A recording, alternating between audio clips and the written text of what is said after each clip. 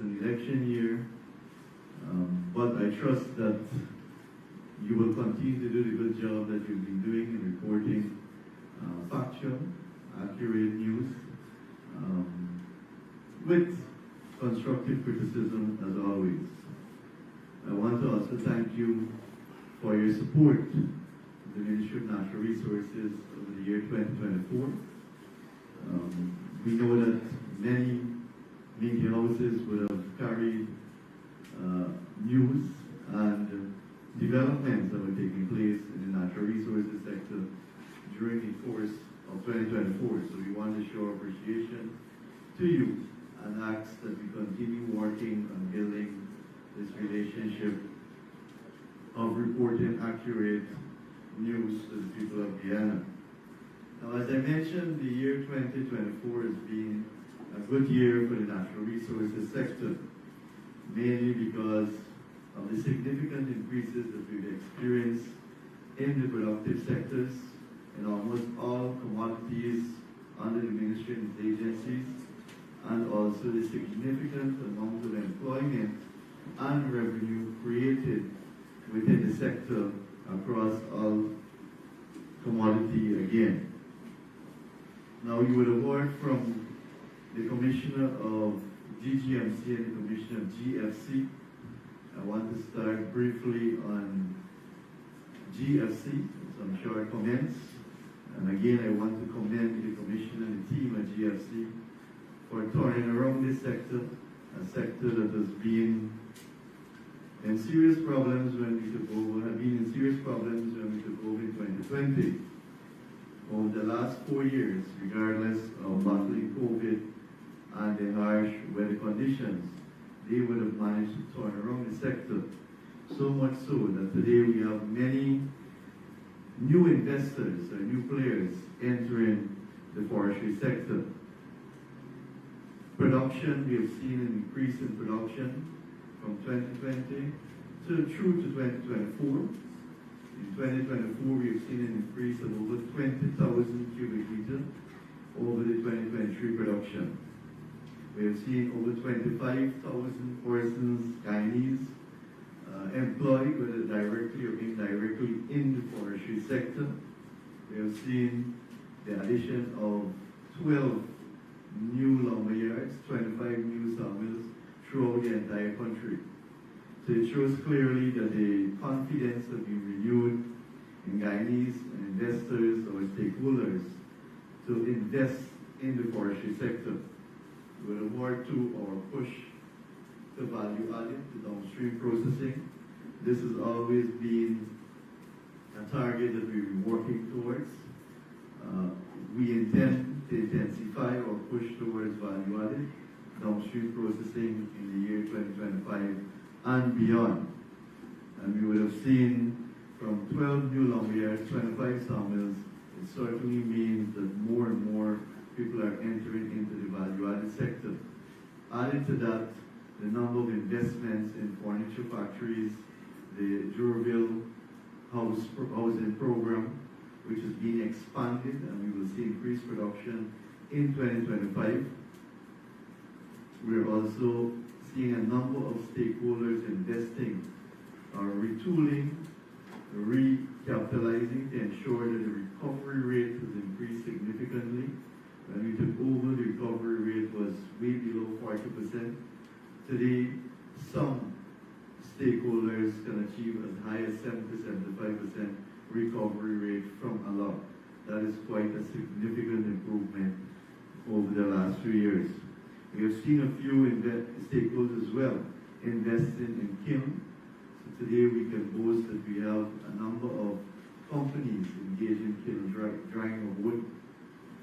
This leads to better quality of wood products. It leads to better export products as well too.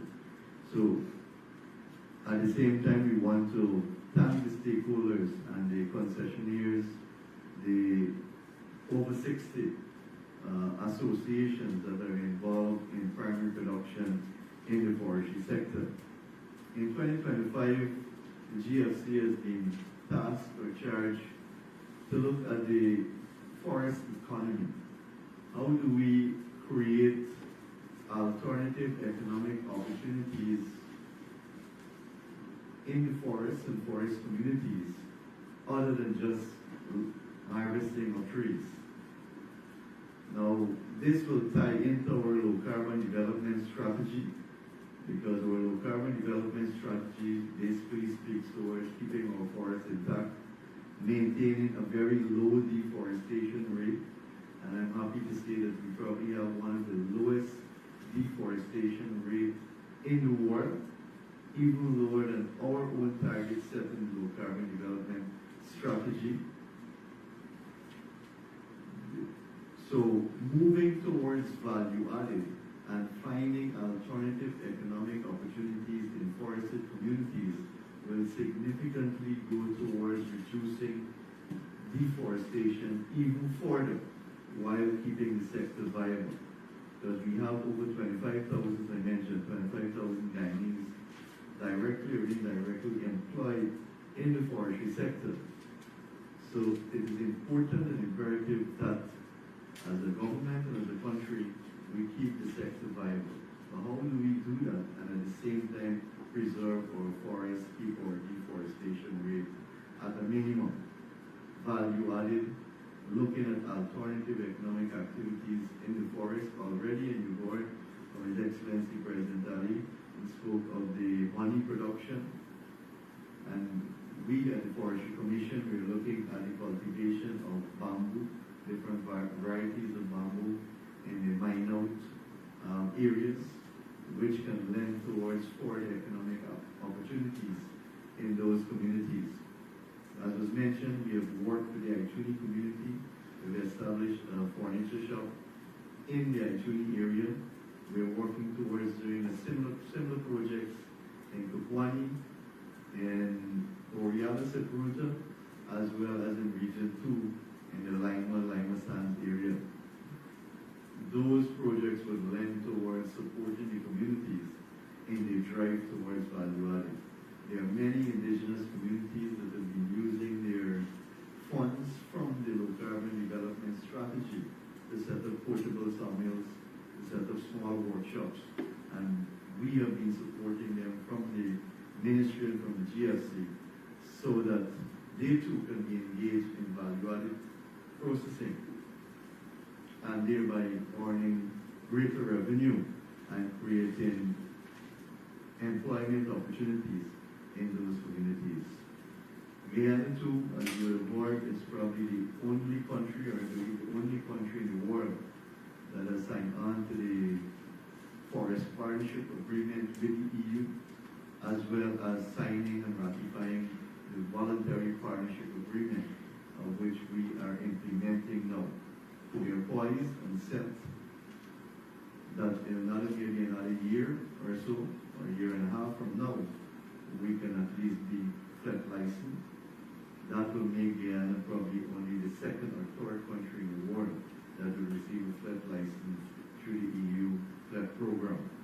This will boost our reputation as a timber producing country in terms of legality, sustainability. You heard that we are PFC certified. Again, one of the few countries in the world that are PFC certified. This will significantly boost our credibility as a timber producing country and aid in traceability, legality of our timber, as well as sustainability in terms of harvesting. So the forestry sector, I would say, is on solid footing. And again, I want to commend the commissioning staff of GFC. They would have been through a lot.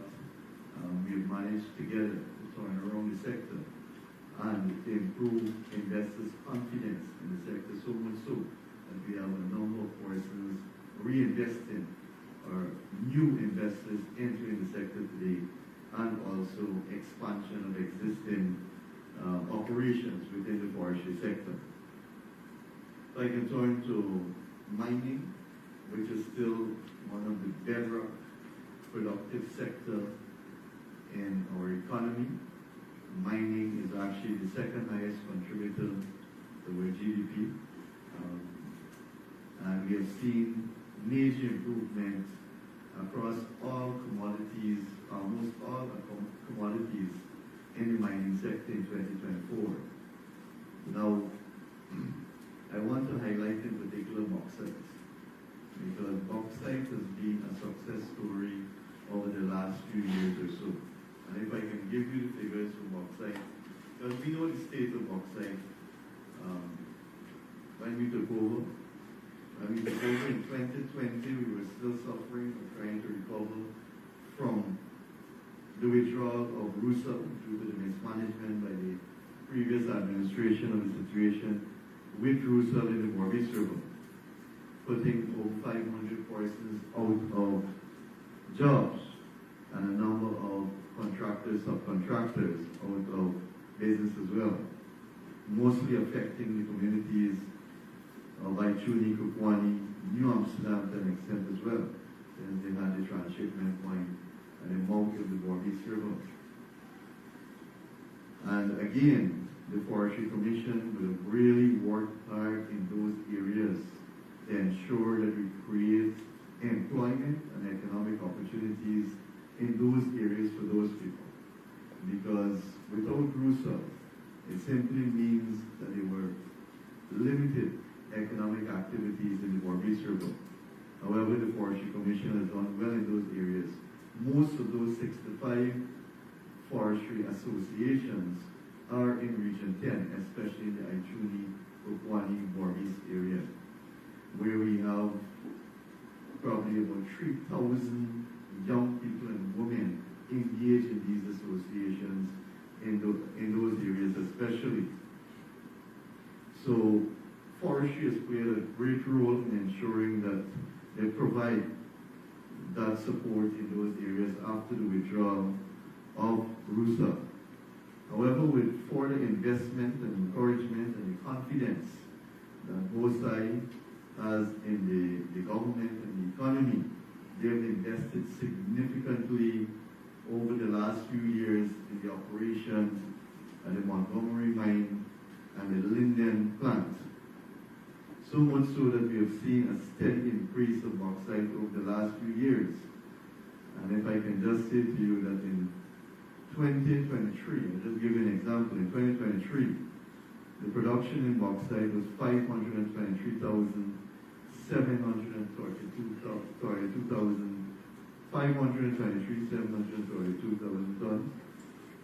In 2024, we have moved that production to 1,703,121 tons, an increase of over 200%. As a matter of fact, an increase of 225% in bauxite production in 2024 in comparison to 2023, way above the target set by the company itself. So this has been a real success story for us, especially in generating employment and economic opportunities in Region 10, more in particular the Linden, Aichuni, Kukwani areas. We have seen an increase in employment based on investment by the company. We have over 1,000 persons now working in the bauxite sector. That's an increase of about 200 to 300 persons in 2024. We will continue to see significant investment by the company. The commitment has already been made to continue investing in bauxite in Region 10, and that we will see even an increase to the 1.7 million tons in 2025. The company has invested in barges that can transport the ore to its transshipment point a few miles off the shore of Guyana. So now we are in a position to ship larger quantities of ore from Guyana to the destination. This, as you know, BOSAI is also, or GMI, Guyana Manganese Company, is also part of the BOSAI group of companies. So this improvement in logistics, especially the shipping, will also support the Manganese Company in Region 1 as well. The other success story that I can speak to in the mining sector is the quarry sector. We have seen massive increases in the quarry sector, and you know the kind of development that is taking place in our country, both by the government as well as the private sector, and not only in the oil and gas sector, but we've seen investment across all sectors, agriculture, tourism, in our ministry, mining, forestry. So the demand for building materials have been increased significantly, placing a challenge to us at the Ministry of Natural Resources to ensure that we can answer the demand or respond to the demand in materials. We have seen significant investment in the quarrying sector, especially production of aggregate stone. I'll just give you a comparison of last year to this year. In the year 2023, the production of stone by metric ton was 1,851,152 tons, 1.8 million. Bear in mind, when we took over in 2020, the production was 737,000 tons. We would have moved that from 737,000 tons from 2020 to 1.8 million in 2023, and a further increase, significant increase in 2024 to 3,338,760 metric tons. A significant increase in the production of stone aggregates, aggregate stone. This is as a result of, again, the confidence by investors. We have seen over the last 2 years, 2023-2024, a number of new quarries coming into operation. To date, when we took over, there were 7 operational quarries. Today we have 17 operational quarries, and a few of the existing quarries expanding the operation, the investment, and thereby the production. We are poised to see maybe another 5 new quarries coming into operation in 2025, thereby carrying up our production way above the 4 million mark. However, as you know, the demand is still high, and the demand will continue to increase based on the infrastructure that is taking place across the country, and with the Ministry of Housing poised to award or reach its target of over 50,000 house lots. It means that the demand will significantly increase with people building their homes, leaving out the massive expansion of our infrastructure across the country in all regions. So the Ministry of Natural Resources and GGMC will continue to work with our stakeholders so that we can satisfy local demand. We've been doing that in the forestry sector. The forestry sector has seen an increase in production, as I mentioned, by over 20,000 cubic meters. But what has happened is that the demand locally has increased significantly, that we have reduced, there is a slight reduction in our exports because our intention is to satisfy the local market force. So some may say it's better to export and earn more from it, but what will happen to our local market? We cannot focus only on export market while local consumers cannot access lumber or building materials. So the idea by the Ministry and the government is to ensure that local demand is satisfied. So our commitment, and there is a commitment by investors to ensure that we increase the production of aggregate to meet local demand as soon as possible. Sand, for example, we have seen a massive increase in sand production from 8 million to 11 million, 8 million in 2023 to 11.7 million in 2024. In loom, we have seen an increase from 949 thousand tons to 1.7, over 1.7 million tons of loom from 2023 to 2024. In gold, we have seen, for the first time in 9 years, we have seen an increase in production from the previous year. As you're well aware, we had our peak production in 2016. That is when the Guyana gold field, former Guyana gold field, the Aurora gold mine, and Troy Resources had just started to produce. We had peaked our production, and then from 2016, every single year, we had seen a decline right up to 2023, sorry. In 2024, we have started to see a reversal in production, thereby seeing a small increase between the 2024 and 2023 production and declaration. However, with the increase in gold production over 2023, it has brought in an increase in revenue of 181 million US dollars. Total earnings of 989,996 US dollars in 2024, in comparison to 808,638 in 2023. So we have seen a massive increase in revenue in the gold sector in 2024 in comparison to 2023. And I believe this is an encouraging sign for our country, for the sector, and for the stakeholders.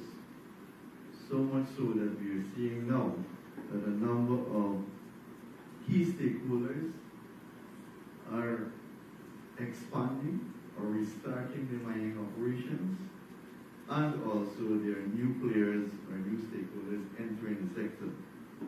I say restart the operation because one challenge has been that a number of our medium-scale producers in Guyana would have been focusing on other economic opportunities and investments.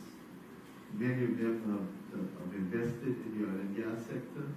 They've invested in the service sector, in hotels and other areas. And they would have reduced their operation in the mining sector. So we've been working with these stakeholders to increase their operation once again, and some of them to even restart the operation in gold mining, so that we can see even a further increase in 2024. What GGMC has been tasked with to do in 2025 is to improve monitoring across the mining sector, which is key and critical to ensure that our production is increased and there is an eradication, or we stop the raiding by miners, and to ensure also that all the gold produced is sold to the Guyana Gold Board, dealers, or licensed traders. We've tasked the GGMC to ensure that monitoring capability is increased, even if we need to start or encourage the use of technology, then we need to do that. We have also, as mentioned, allocated several new areas through lotteries, especially in the Matthews Ridge area, in the Peruni area, and Madi area as well too, which are some of the key mining districts. So it simply means almost 500 small miners in 2023-2024 would have had access to their own land, and those miners will soon go into operation.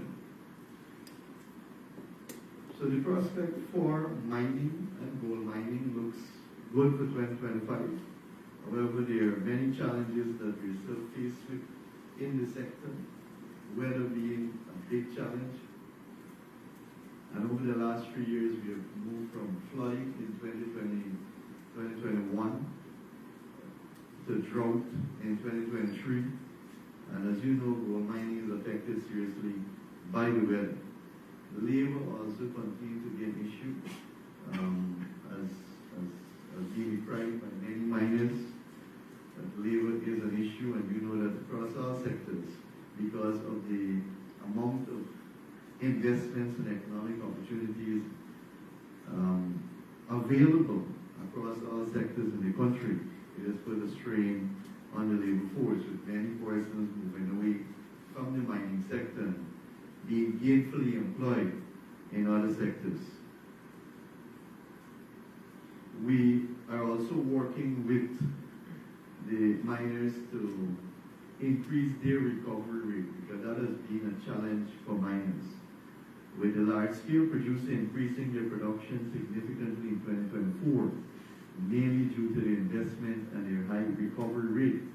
Today, the Zijing company has increased their production significantly and is boasting almost a 95% recovery rate, which is very good industry standard.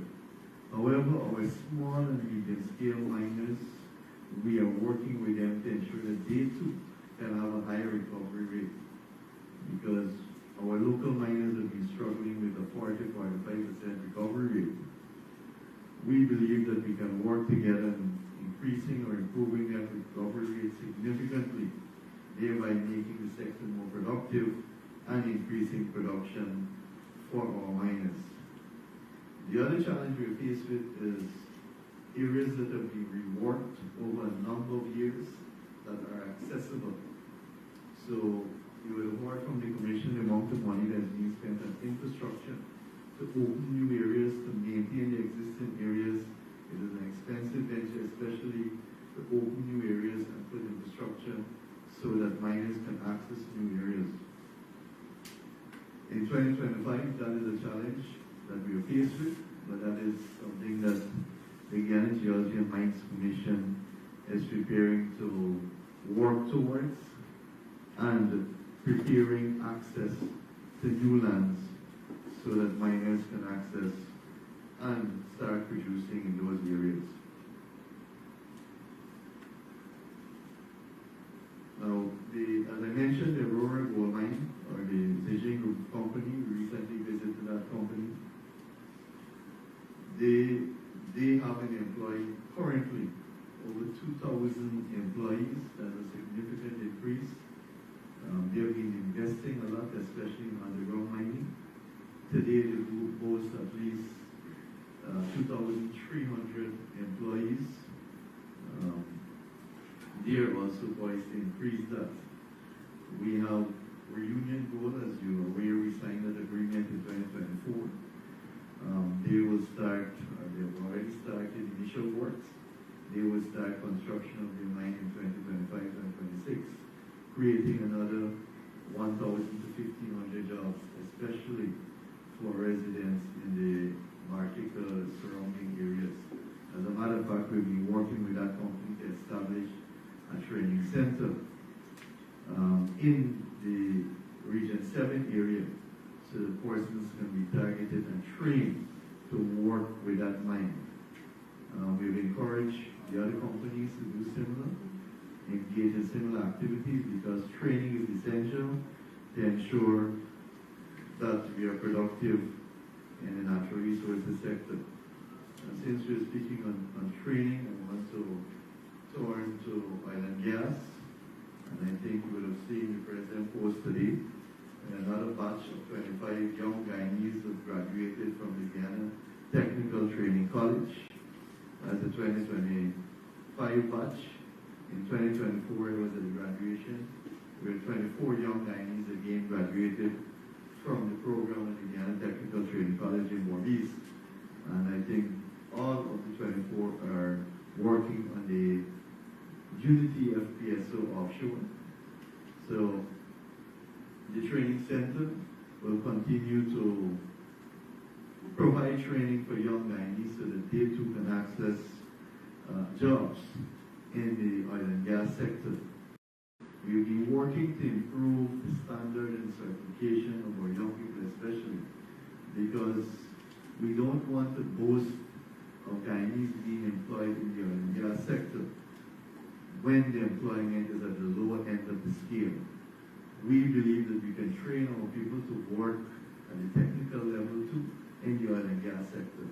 And that is exactly what we've been doing at the Guyana Technical Training College. We have a number of students also on scholarship. We have an agreement with CINA. I think we have close to about 10 students on scholarship in China presently through a program with CINA. Those young people will study and return to work in Guyana in the oil and gas sector. So, yes, we can boast that we have over 6,500 Guyanese working in the oil and gas sector, but we want to be comfortable to say that these Guyanese are working in technical areas as well, and they're not just laborers or cleaners or helpers and FPSO or drill ships, but they're technical officers and engineers on those drill ships and FPSO. So that has been a target that we've set ourselves, and I think we are working towards achieve that. We've already seen results from that with a number of young Guyanese being gainfully employed offshore Guyana. We will see even more young Guyanese being employed with the addition of our fourth FPSO in 2025. Our fourth FPSO, the One Guyana FPSO, which will be the largest among our fleets. This will be the fourth FPSO and the largest one. It's set to be, it's set to start production in late 2025. We are also poised, as you know, we have signed a license for the Waru and the Gale developments. Those FPSOs are under construction, so in another 2 to 3 years, we should see, in addition to the One Guyana, we should see the Aritu and the Jaguar FPSO, the Aritu and the Jaguar FPSO joining the fleet, taking it to 6 FPSOs in another 2 to 3 years from now. While our production is being ramped up, we are holding the companies to their work program of exploration activities, including Exxon. The exploration activities is ongoing offshore. And with that, you know, it brings significant opportunities and employment for our people.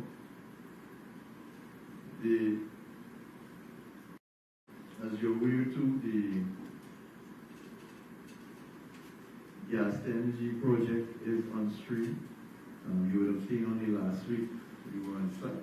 The media was invited, and we would have signed that agreement for the loan with the U.S. Exim Bank, thereby ensuring that the project is financed and it will be completed as promised, bring the benefits that will be derived from it, and that is the reduction in electricity, reliability of electricity, clean electricity in the context of climate change, and ensuring that we can be competitive, especially in the manufacturing industrial sector. And already there are requests by many companies locally to be engaged and to move towards value added.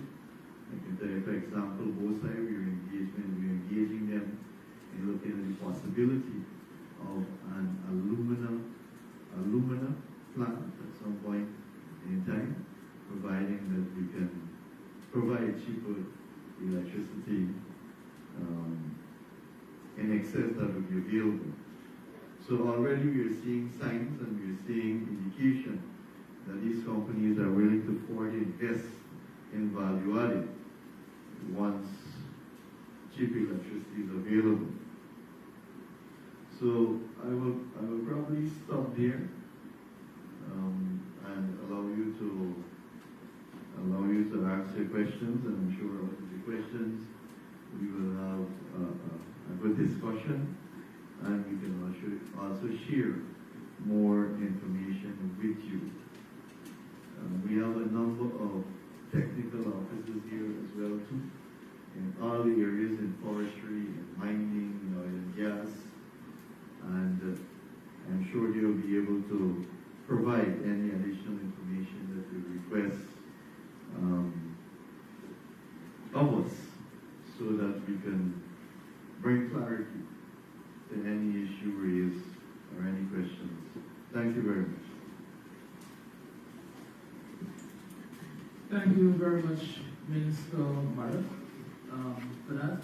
So we're going to commence the question and answer session. As usual, what we try to do is take about 5 or 6 questions, allow the minister to respond, or you may designate one of the senior officers from the GGMC, the forestry, or even the ministry of itself to respond. Right? If there's issues that you want to discuss with either one of myself or the officers after, you can definitely do that. Alright? So with that, I recognize Ms. Marshall's man. And so I see a few new faces, so you just help me by when you take the mic, identify yourself, okay? Thank you very much. And please do Mr. Person, which makes you comfortable, alright? Good day, Sajana Marshall, News Source. Minister, I noticed you mentioned the revenues generated from gold production. Could you say what exactly was the gold production for 2024? On the issue of illegal mining, could you say how many, if any, illegal sites were detected and or shut down in 2024, and the magnitude of those illegal operations? On the topic of smuggling and under declaration, I know this was a big topic, a big issue in 2024. Last year we heard of allegations of gold smuggling involving businessman Tanish Jagmohan, and of course there was the U.S. actions involving the Mohammeds. Could you say if the Ministry of Natural Resources and by extension GGMC would have launched an investigation into these and other allegations of smuggling and on the declaration, and if so, what were the findings? Still on the issue of smuggling and on the declaration, with respect to the Mohammeds, could you say if the license, the dealer's license and or the gold mining permit were suspended? I know initially we weren't given a clear answer in 2024. And mining accounted for 48% of workplace deaths. If you could address the issue of safe practices that are being encouraged in these mine sites with respect to gold mining. Those are my first sets of questions. Thank you, Ms. Marshall, for those 8 questions. I recognize the young lady here and then the young lady who I know. No, we'll ask you some more, but the questions may be cross-cutting. Good morning, everyone. Davina Vargas with Country News. First of all, for perhaps Minister or Mr. Denison, former Minister Raquel Trotman, in his new book, spoke of a safe that contains a large quantity of diamonds and gold that was seized over time and controlled by GGMC officers. Could you say what is the status of the safe in terms of perhaps how much gold has been seized to date and how government deals with those minerals? Additionally, can Minister Bharrat say whether this year's budget will see allocations for independent verification of Guyana's oil, specifically in terms of meters? We heard Vice President Barajaglia spoke of this before. And on the gas to energy issue, we know that there's an arbitration matter and the second claim was made by the contractor. Could you provide an update on this, as well as your plans, sir, Minister Bharrat, to modernize the oil sector this year? Thank you. Those are my initial questions for now.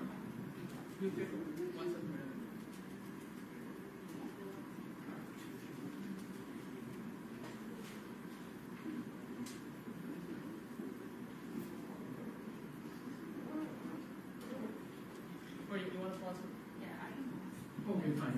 Anyone else any question before we open the floors?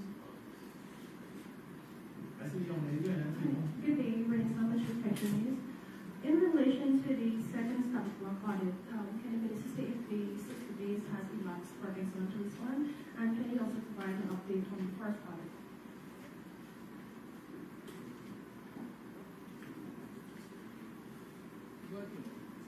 Hello, Kimal King for Reuters. Could you please provide a figure for the full year average daily crude production for 2024? And is government in negotiations with CGX Energy and Frontier Energy to resolve what could be termed as a dispute over the quarantine block license? Or do you expect the parties to move on to arbitration or sole experts? Thanks, Kimon. I think we'll take those questions now, and then we'll probably come back to another round with those responses. Okay? So probably, Ms. Lenson will go first.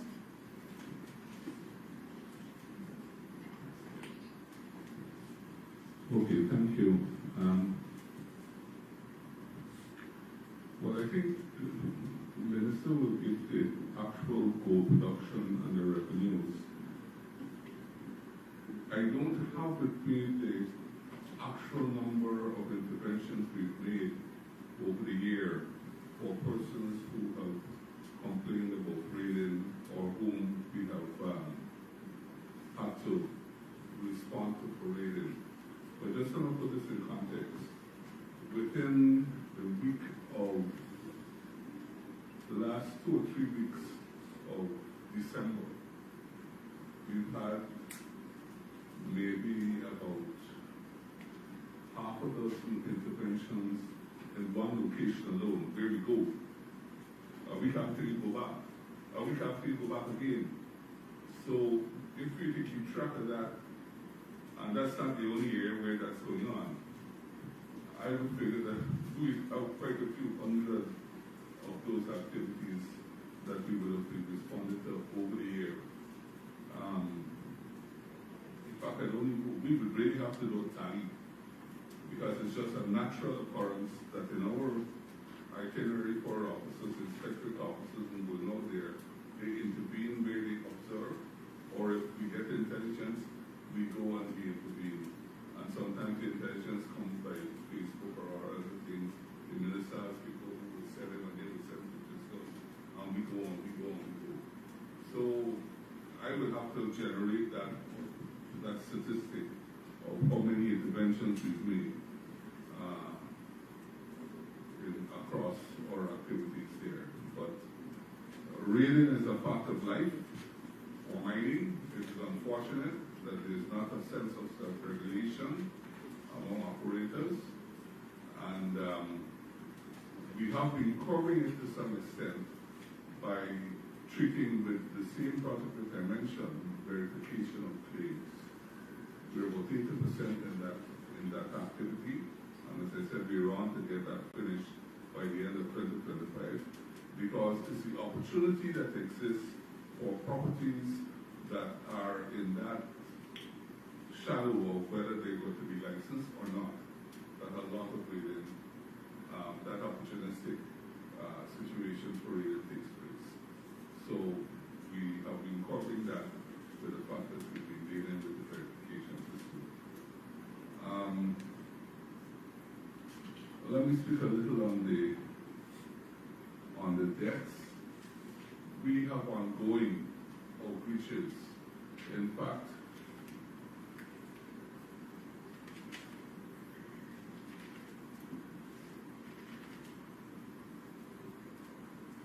for environmental division alone, this is not in terms of mines and what is happening with geological or in the field. All our officers in the field essentially act as officers who will be looking for where persons are not in compliance or not conducting their operation properly. But for environment alone, they had 104, this is a statistic they give me, for 2024, 104 operations in the field for compliance. This is going out to reach persons in the field, to talk to them, to demonstrate, and give them guidance and awareness of how to operate properly. They've had and encountered 509 miners. They've operated and they've been in communities of 6 indigenous communities within the districts. And there, because a lot of these communities have now decided that they want to do mining. And there, they've encountered and spoke with and treated with 274 residents and 55 mining operations directly. And that's just for the environment alone, the environmental division alone.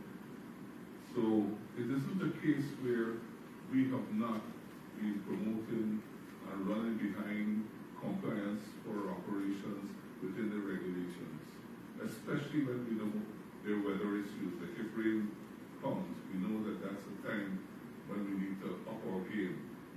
So it isn't the case where we haven't been doing that.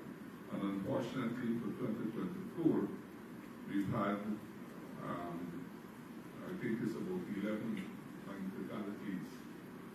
Not all of them were actually mine related, but there were 11 fatalities in the sector anyhow.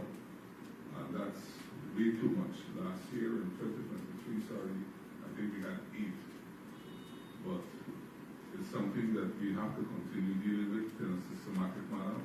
Just getting the message out there, giving the technical assistance that is required, and that we've been doing all along. Let me make a little comment. I haven't read former Minister Chapman's book. I haven't read it, so you've got one for me. But with respect to a safe of gold that he may be talking about, I'm glad that he would have mentioned that the gold and diamonds are safe. Those are reported on in our financials. And just recently, we have actually handed over, well, liquidated to the board, sold to the board, all of the main stock of gold that we have. I can't say offhand how much it is, but we sold it off. So we collect our revenues from that. And we will also have kept what the history of those pieces of gold are related to. So if perchance there's any case that still is languishing in court, we will have a record of what it pertained to and how much would be an escrow for that. So I can tell you it's not in the order of hundreds of ounces. My recollection is probably in the order of maybe about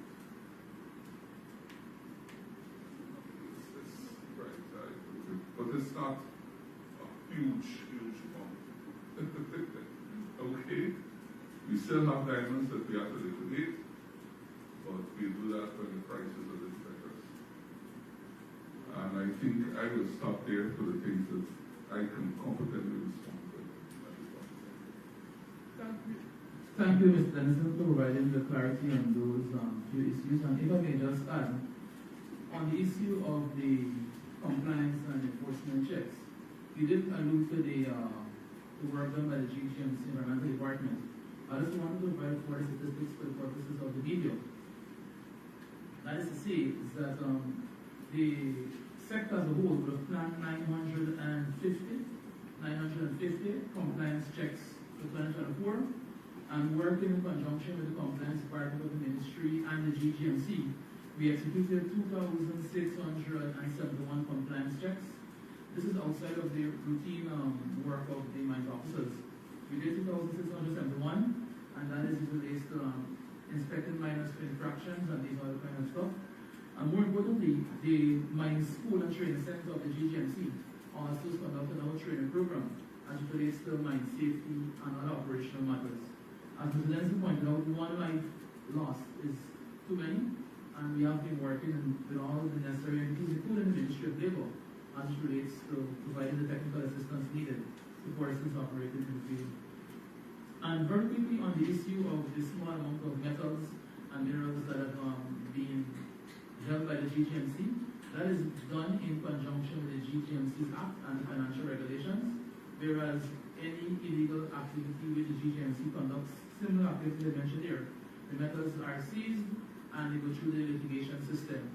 Once the matter is ended, if the court decides that it has to be returned to the party, is returned to the party, of course with the necessary royalty and so paid. If for some reason the GGMC is determined based on the level of investigation that the parties do not deserve to get metal, those are actually sold to the Guyana Gold Board. I should mention, as part of its annual financial statements, those metals are declared to the audit office and other relevant entities. I can assure you there is no, like probably the use of language, there is no massive safe with any such metal or so. It's the small infractions that persons would have done. Very quickly, let me provide an update also on the audits. There are three audits in question. There is the 1999 audit, as you alluded to first, that was done by IHS. That report would have been submitted to the Exxon. Exxon has responded with some additional review to be done. I should mention from the get-go is that the audit is being led directly by the Guyana Revenue Authority, who's been designated by the Minister responsible for petroleum as the entity responsible for those audits. The Ministry of Natural Resources, by extension the GGMC, is providing technical and regulatory support to the work of the GRA. But rather than refer you to the GRA, we can provide the update now to make it easier. Alright? So the Exxon has written to the GRA through the Minister, essentially asking for a forward extension to review the claims regarding the 1999-2017 audit, and that time period elapses shortly. To be clear, the exceptions total $240 million, and there's been no change in that from government standpoint. In relation to the second audit, the report has been completed and is being presented to Exxon. This is the 2018-2020 audit, and that work is being undertaken by VHE Consortium in association with some international consultants. That report has been tabled to Exxon. They responded with some needless additional information which the GRA and the ministry has provided to them, and the review process is currently ongoing to that audit also. Right? The 2021-2023 audit, in case you guys did notice, as Minister promised, following the public advertisement, that audit was awarded to VHE Consultants in association with Martindale, Squire Patterns, and a Norwegian technical firm, and they've commenced field activities. That's for the period 2021-2023, and the audit sum totals roughly about 19.6 billion thereabouts. This is the quantum spent for the 3 years, right? And that audit is commenced in November of 2024 and is expected to be completed by March of 2025. The auditors have already submitted their entry the inception reports and their entry documents to the Guyana Revenue Authority. There's been technical working sessions with the Guyana Revenue Authority and the auditors along with Exxon, who've been providing all the necessary documents. There's been full cooperation on the part of Exxon, and so far everything is going smooth. We also have a number of capacity building activities happening shortly, which members of the Ministry of Natural Resources, the GRA, the Audit Office, Ministry of Finance, Bureau of Statistics, and other entities in Guyana will be providing the training from the international consultants, and that is progressing quite fine. And once we get to the stage where the report is submitted by the end of March, the GRA will advise the Minister according in relation to that. So thank you very much for that, and I'll ask Minister to kindly respond to the other questions posed by the meeting. Thank you. Meantime, the members of the media who will have posted questions, and thank yes, and Commissioner Dennison for their response to some of the questions. I just want to add to what Commissioner Dennison and PS would have mentioned on those particular areas. Especially with reference to the mining deaths. Now, this is a big concern of ours. I can tell you that for sure. Every single incident has been investigated by GGMC in collaboration with the Ministry of Labor. And as was mentioned, one death is too many. That is how we take it serious. However, we need the support of miners too. Yes, GGMC will do all that we can within our powers to do, but we also need the support and the cooperation from miners at the same time. Because we have seen this in 2024. For example, one I can recall clearly. Miners working at 1 a.m. in the morning and a pit collapse. I'm sure you can recall that incident. Now, that should not have happened. And it is the responsibility of in that incident of the miners too, to look at their own health and safety. So I've seen another incident where a tree fell and killed someone. That is sad, it's unfortunate, but there are instances too where it is not only because of lack of monitoring from GGMC, but it's also in some cases carelessness and negligence by a few miners within the sector. So I want to call on miners while we at GGMC will improve our monitoring, will focus a lot on health and safety, especially within the main mining districts. We also need the cooperation and support of the miners to deal with this specific matter. The GGMC in 2025 will lend more technical support to miners as well as more training for miners too, because we think that is essential and that is critical. We need to stop this perception or concept that miners can just go and dig a pit and go in and find gold. We need to do it properly and we need to do it in a safe manner. But we all know that the sector, and I'm not making an excuse for GGMC, but the sector is not an easy sector to manage. Forestry, by comparison, is far easier to manage because it's not easy, and I would normally say it's not easy for a man to run away with a truckload of wood or a big log on his shoulder. But compare that with gold, or compare that with diamonds, and look at the terrain, look at our terrain, look at how difficult it is to access certain areas, and you would understand the constraints and the difficulty we have at GGMC with ensuring that we provide technical support, that we monitor, that we assist miners. So at the same time, we need the cooperation from miners at the same time. While we will increase our resources and our capacity, it is essential that there's a good working relationship between miners and the GGMC to reduce fatalities or accidents in the mining sector. But I want to reassure you that safety is our #1 concern across all the sectors under the Ministry of Natural Resources. Forestry is the same, in oil and gas is the same. And we must appreciate too that oil and gas has brought a different level of health and safety within our country and within the workforce. And we're trying to replicate that across all the sectors. For example, we have asked the GFC to work with the sawmills and the lumber yards to ensure that workers are properly equipped, that you don't go into a sawmill and you see a worker with a slippers, a rubber slippers and a sharp pants and a vest, as we say, but they're properly attired with safety gears, and we need the cooperation of the stakeholders to ensure that this happens. We need to move to a different level. At the same time, in the mining sector, we need to do the same to ensure that forest workers are equipped and their priority, the miners' priority with regards to health and safety of the workers is important and of paramount.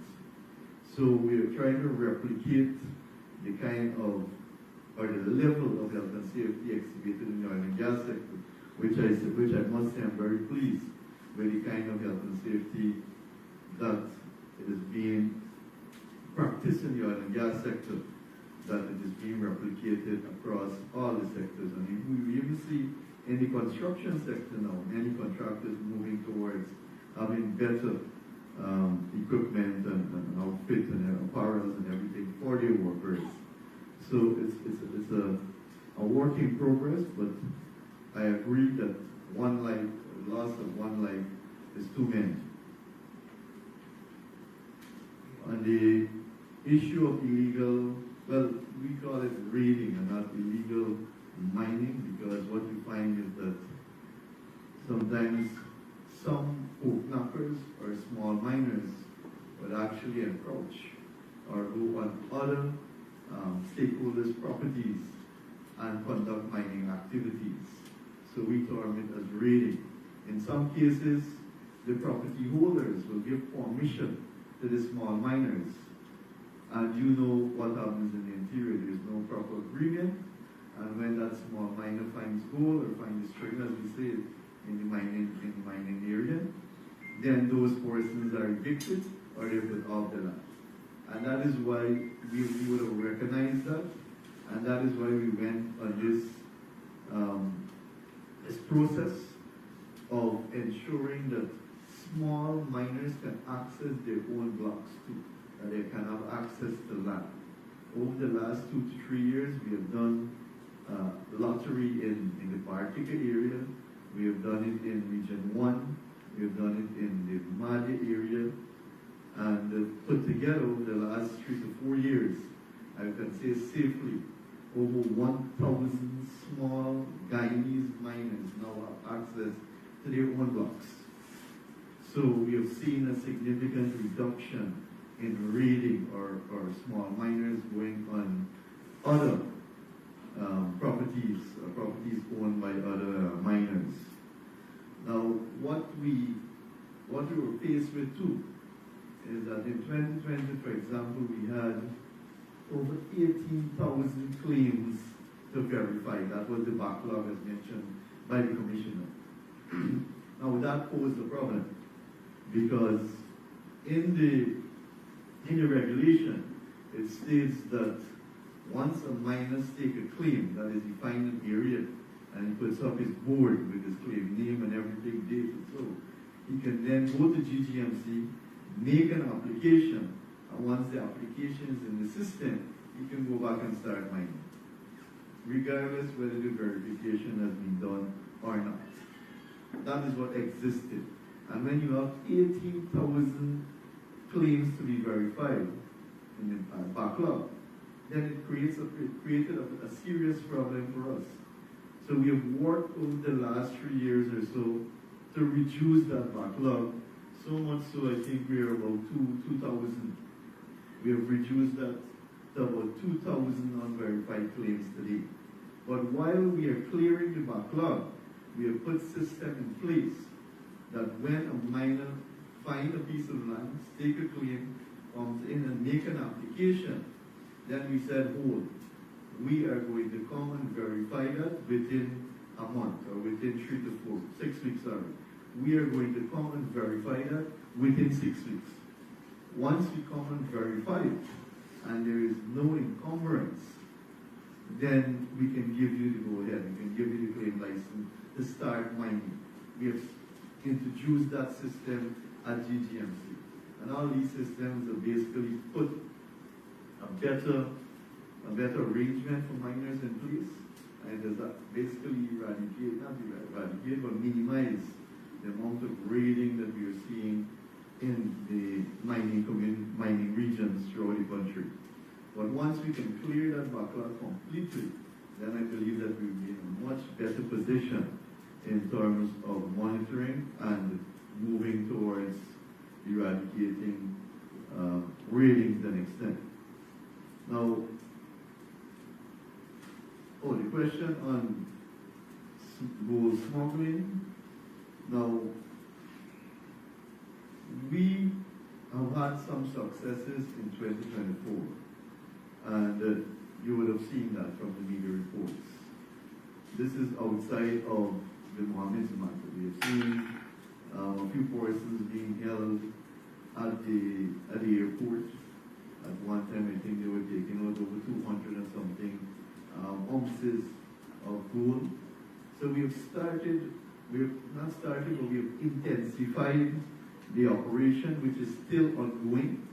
However, for obvious reasons, I will not go into too much details on the operation, and you know why. But I can say to you that the operation is ongoing, and it involves a number of agencies, including the Ministry of Natural Resources. So that is an ongoing process, and will continue and intensify. We've been getting information, and we act on information as we get it. And we are encouraging any Guyanese or any person with information, share it with us. Because sometimes it's easy to say, oh, I know this, or I know that, or I've seen this, or I know about this. But then if you don't send it to us, and we don't have that information, then we can't act on the information. It's the same with policing. If people don't share information with the police, they can't do their work effectively. Similarly with us. Even if the media you have information and you want to share it with us privately, share it with us, and I can assure you we will act on information, because we'll be acting on almost every piece of information that we've received over the last few years for whatever illegal activity there is within the sector. With regards to the Mohammed's matter, it remains the same. The Ministry of Natural Resources is not the relevant ministry to investigate. You heard from the President, the Vice President, I think the AG is mentioning too, that we are still awaiting for the information. We have written formally for that information. To date, we have not received information, so that is where the matter is right now. I cannot say forward on it because I don't have any additional information on it. And I don't want to mislead you either. With regards to the license permit, for example, the dealership license, it's renewed yearly. So I'm sure at some point in time, Mr. Thompson is here, we'll move towards the process of licensing dealers for 2025. I cannot say at this point in time who those applicants are, because the process is ongoing, or who will be given a license. We'll go through that process, and I'm sure that at some point in time soon, once we issue those licenses, then we can say to you X, Y, Z of the issue license export board from Guyana. However, in the year 2024, we only had 6 export license issued to Guyanese or Guyanese companies. Only 6. So it's not a whole lot. However, I just want to mention, because I don't think a lot of people are aware that there is something that we call a trader's license, which is different from dealer's license. Now, a miner can either sell gold to the Guyana Gold Board, and I want to encourage all miners to ensure that they sell their gold to a legitimate legal buyer. And a legal buyer in Guyana, legal buyers in Guyana, one, the Guyana Gold Board, of which we are producing or providing a number of incentives to miners if they sell to the Guyana Gold Board. For example, we have a program where once you reach a certain target, there is duty-free concession on vehicles that will be used in the mining operation. Recently, the President has given forward incentives that if miners declare a certain amount and they have one dredge and excavator, then we can give concession on parts coming in for that excavator or that dredge. We have those incentives in place now. Once miners sell to the Guyana Gold Board. So there's a number of incentives to sell to the Guyana Gold Board. However, as I mentioned, there are also dealers. Last year there were only 6 licensed dealers. This year we are in the process of reviewing or accepting new application.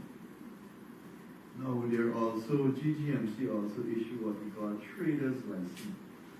And I want to encourage anyone who has the capacity and reaches the criteria to apply for trader's license. A trader basically can buy gold from a miner, but they cannot export the gold. So traders operate in the mining districts. example, we have what we call the landings or the shops. In the interior, some of them are licensed traders. So they usually buy gold from the miners, and then they will either sell it to the Guyana Gold Board, or they sell it to a dealer who can export it. Because it's only the dealers and the Guyana Gold Board can export gold legally from this country. But traders can buy gold. And there are many traders that sell the gold to the Guyana Gold Board, or they are aligned to dealers that they go out into the mining districts, they buy the gold, and then they sell it to dealers who can export it. So we have that layer too as well. So it's not only the dealers and the Guyana Gold Board. The Guyana Geology and Mines Commission will soon put out the criteria that is required for a trader license. I want to encourage Guyanese who are interested to apply to become a legitimate buyer of gold in Guyana. And we want to encourage them to go into the mining districts and purchase gold from miners. Now, we have met early last year too, we have met with the goldsmiths in Guyana, most of them, and we have mentioned to them and encouraged them that they must buy their gold from the Guyana Gold Board. So it's not only one area, we're working from almost every single area to ensure that there is full compliance in the sector. But as I mentioned to you, sometimes it's easy to beat up on the sector and GTMC, but you got to realize the complexity and how difficult it is to manage the sector too, and the terrain in which our officers operate, and the risk as well in doing their job. Now, there was another question. Oh, the gold production, if I can give you the figures to close out for us. In 2023, our production was 432,113 ounces. In 2024, production is 434,067 ounces. However, as I mentioned, that translates an increase in revenue from 2023 to 2024 of over $180 million US. Also, thanks to the favorable gold price, which I hope will continue at that rate so that our miners will enjoy the benefits from their trade as well too. Moving on, Mr. Denison would have addressed the issue with the safe. I don't want it to go across or sound. I myself haven't read the book, but I don't want it to go across as if there is a big safe full with gold and diamonds at the Guyana Geology and Mines Commission.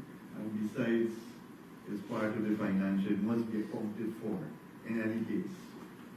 And Mr. Denison explained that fully. PS would have explained where we are on the audits right now. The 2097 to 2017. I want to assure you that the final report submitted is the $214 million US. Right, so I just wanted to state that again clearly, because I know we had an issue with that, and we discussed it at our last press conference, of which we apologize to for the mix-up at the same time then. But I want to assure the media and the people of Guyana that the final report that we would have submitted speaks to $214 million US of expenses that we are not agreeing to. Yes, would have mentioned the tort audit, and the idea is to bring it up to date. We would love to reach the position where in 2025 we're doing the audit for 2024, right? And move on like that. Unfortunately, the first one, 1999-2017, that's a long time, but we're bringing it up to date now. Similarly to the EITI report, you can recall we had an issue in the past too. I'm happy to say that we would have submitted our 2022 EITI report long before the scheduled deadline of December 31st, 2024. and we are currently working on our 2023 report, which will be submitted again long before the deadline of 31st December 2025. So we are way ahead of our reporting with regards to the extractive industry.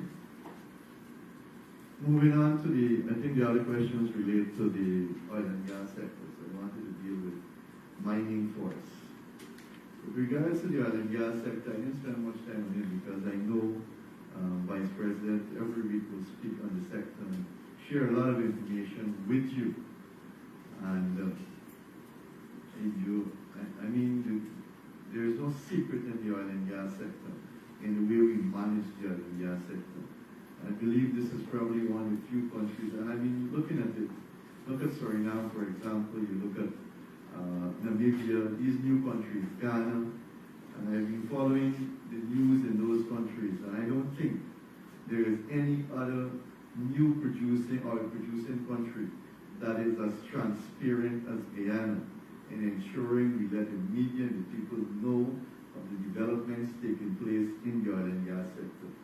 Besides from being one of the better managed oil and gas sector among the new oil producing countries, I think we are probably the most transparent also with regards to the new oil producing countries managing the oil and gas sector. Additionally, we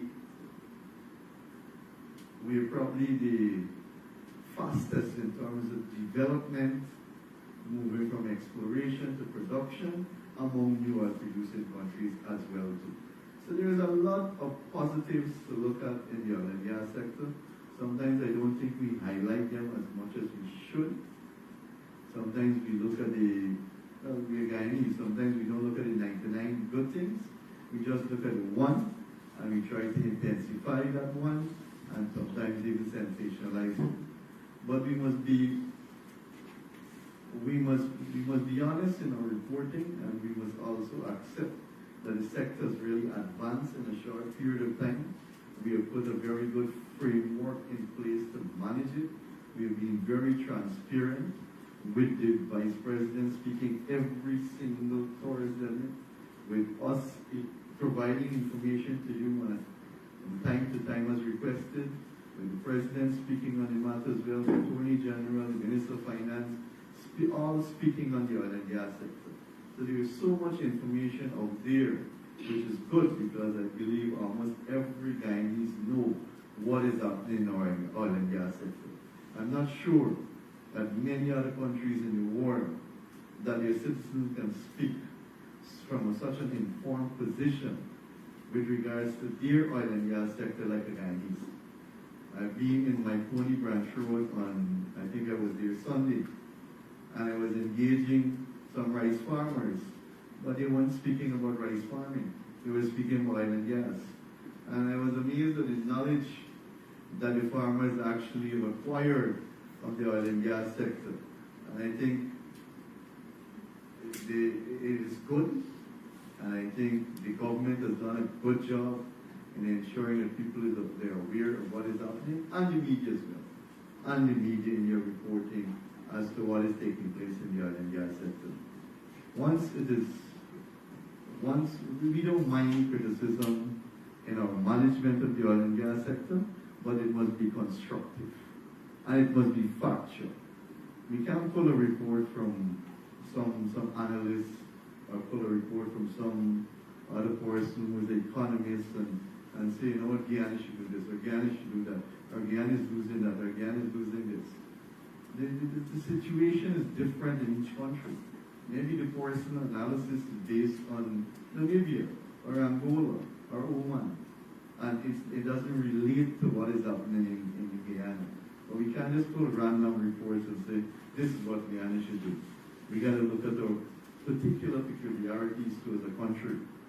We got to look at the risks that was involved in the exploration when the company started in 1999 too.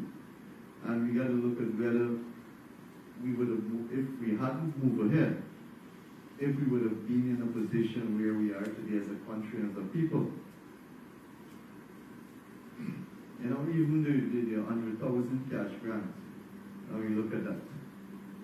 You tell me which country in the world, or which oil-producing country in the world is giving their citizens, each and every citizen, $500 US. And the president mentioned it's not a one-off. There is no oil-producing country in the world that is doing that. You look at it. Saudi Arabia, one of the biggest producers in the world, you tell me if they do that. The US is a big producer in the world, you tell me if they do that. Venezuela, well, that's another story. But you tell me which oil-producing country in the world does that? None. Only Guyana. A small country now developing, only producing oil for a few years now, but yet we can do all of this for our people. So sometimes we need to look at the positives too, even though we want to be critical, and even though we might be generally opposition in nature, we also need to look at the positives coming out from the oil and gas sector. Because sometimes when you read some of the news articles, especially in certain newspapers, you believe as though we are not doing anything with regards to managing the sector. You don't hear that Guyana is only one of the few oil-producing countries in the world with a local content legislation in place. We don't see that. We would like to see that every day in the newspaper too. Just like how we see some of the topics every day in the newspaper, we would like to see too that Guyana is one of the few oil-producing countries in the world with a local content legislation in place. Not a local content policy, but a legislation. We would love to see that. We would love to see which oil-producing country has an updated Petroleum Activities Act as updated as 2024. And so some of these things need to be highlighted too. We want to see which country in the world move from exploration, discovery in May of 2015, production in December of 2019 to 600 or something thousand barrels in 2024. Which country will move from 600 and just over 600,000 barrels of oil to doubling that in another 3 years from now? So it means that we're doing something well. It means that we're managing the sector in an efficient, effective manner. Because these are not small companies we're working with. Exxon is by no means a small company. CNOOC and others by means is no small company. These are international companies. And for a sector being new to us, I think the government, the people, and the country especially, deserve credit for managing the sector in which we have for people to ensure that people benefit from the sector. Today we have over 6,500 Guyanese employed in the sector. We don't see that every day in the newspaper. Right? We don't see that. We don't see that we have EPA, we have GRA, we have GNBS, and we now have Ministry of Natural Resources on all three FPSOs. We don't see that. But we do. We have GRA, we have GNBS, we have EPA, and we have a rep from Ministry of Natural Resources. That is 4 government reps on each FPSO. We don't say that we have 24 young Guyanese who graduated from Guyana Technical Training College in 2024, and they're working on the Unity FPSO. We recently graduated 25, and they will go and work on the other FPSO. We need to say these things too, because it's an amazing achievement by a small country that is now growing out our oil and gas sector. So sometimes when we report negatively and we think that we're trying to embarrass, whether it's me or the vice president and president, rather we are doing an injustice to our people and our country. Our people and our country, because these news, it gets out to the international stage, and people believe that we are a country of backward people. So we got to be careful in our reporting. Let us be balanced. We don't mind people being critical, but let us be balanced. And let it be constructive criticism, and let it be criticism that merits what we are trying to achieve too, because this is about our country. It's not about embarrassing me as the minister with responsibility president who have overall responsibility, or the president of our country, but it is about all of us as Guyanese. And we have done well. You look at Suriname, and by no means I'm criticizing those countries, I'm just comparing. You look at Suriname, you look at Trinidad, you look at Venezuela close by to us, you look at the new oil producing countries, Ghana, Namibia, and a few other countries in Africa, and you would see we're way ahead of them. You would see that. And by no means Venezuela is a new oil producing country, but we're way ahead in terms of our framework to manage the sector and how effective we have managed it without any incident or without any major issue within the sector, while we're still ensuring that we audit these companies, we're still ensuring that the benefits derived from the oil and gas sector reaches our people directly. So sometimes we need to highlight those things too. So I just wanted to say that because it hurts you sometimes when we try so hard. Well, not me personally, but we have I mentioned before, a young, bright Guyanese team working at the Ministry of Natural Resources and GGMC. And they work hard every single day and night. The job that they're doing in some countries, but again, I'm just comparing, not criticizing. The Ministry of Energy in Ghana, there are 4 ministers in that ministry, you can check it. There are a few hundred workers. In Guyana, it's just us, and we have a small team. And yet we can manage the sector in such an efficient manner. And being so effective too. And move at an unprecedented pace, almost incident-free. Almost incident-free. So sometimes we deserve the credit for that too. And I'm not saying me or the team, but our country. Because we cannot always paint our country in a negative light. All of us as Guyanese looks bad. So we will continue in 2025 to build out the sector. Building out the sector is a work in progress. Just like local content. When we passed the bill and we started the secretary, we said local content is a work in progress. Already you heard from Martin. Already so many Guyanese have benefited through the local content legislation. And even though there are 40 carve-outs or 40 services in Schedule 1 of the local content legislation, what we have seen, Martin could attest to, what we have seen is that almost every single investor coming to Guyana is now looking for a partner, a Guyanese partner, or is looking to partner with a Guyanese company. And what I've seen too is not only in the oil and gas sector. If you look at the construction sector too, almost every major foreign investor has a local partner working with him. In mining, we're seeing the same thing. In forestry, we're seeing the same thing. I believe in agriculture, we're seeing the same thing. So Guyanese are getting opportunities to be involved and to work with foreign investors, which is good. Because in some cases, we don't have the resources, especially in the oil and gas sector, because the oil and gas sector is very capital intensive. And you know one of the biggest challenges that we have locally is the financing. Financing in the oil and gas sector. When we were investing in mining and forestry, we invested 20 million or 50 million Guyana dollars. That was fine. That was a lot of money. Now you got to invest millions of US dollars in the oil and gas sector. So it's a challenge for a local private sector. You speak with them, they will tell you the same thing. And that is why it's good that you're partnering with these international companies, because the international companies bring the resources or capital with them. They bring the expertise, they bring the train or the technical personnel, and our people are learning from them.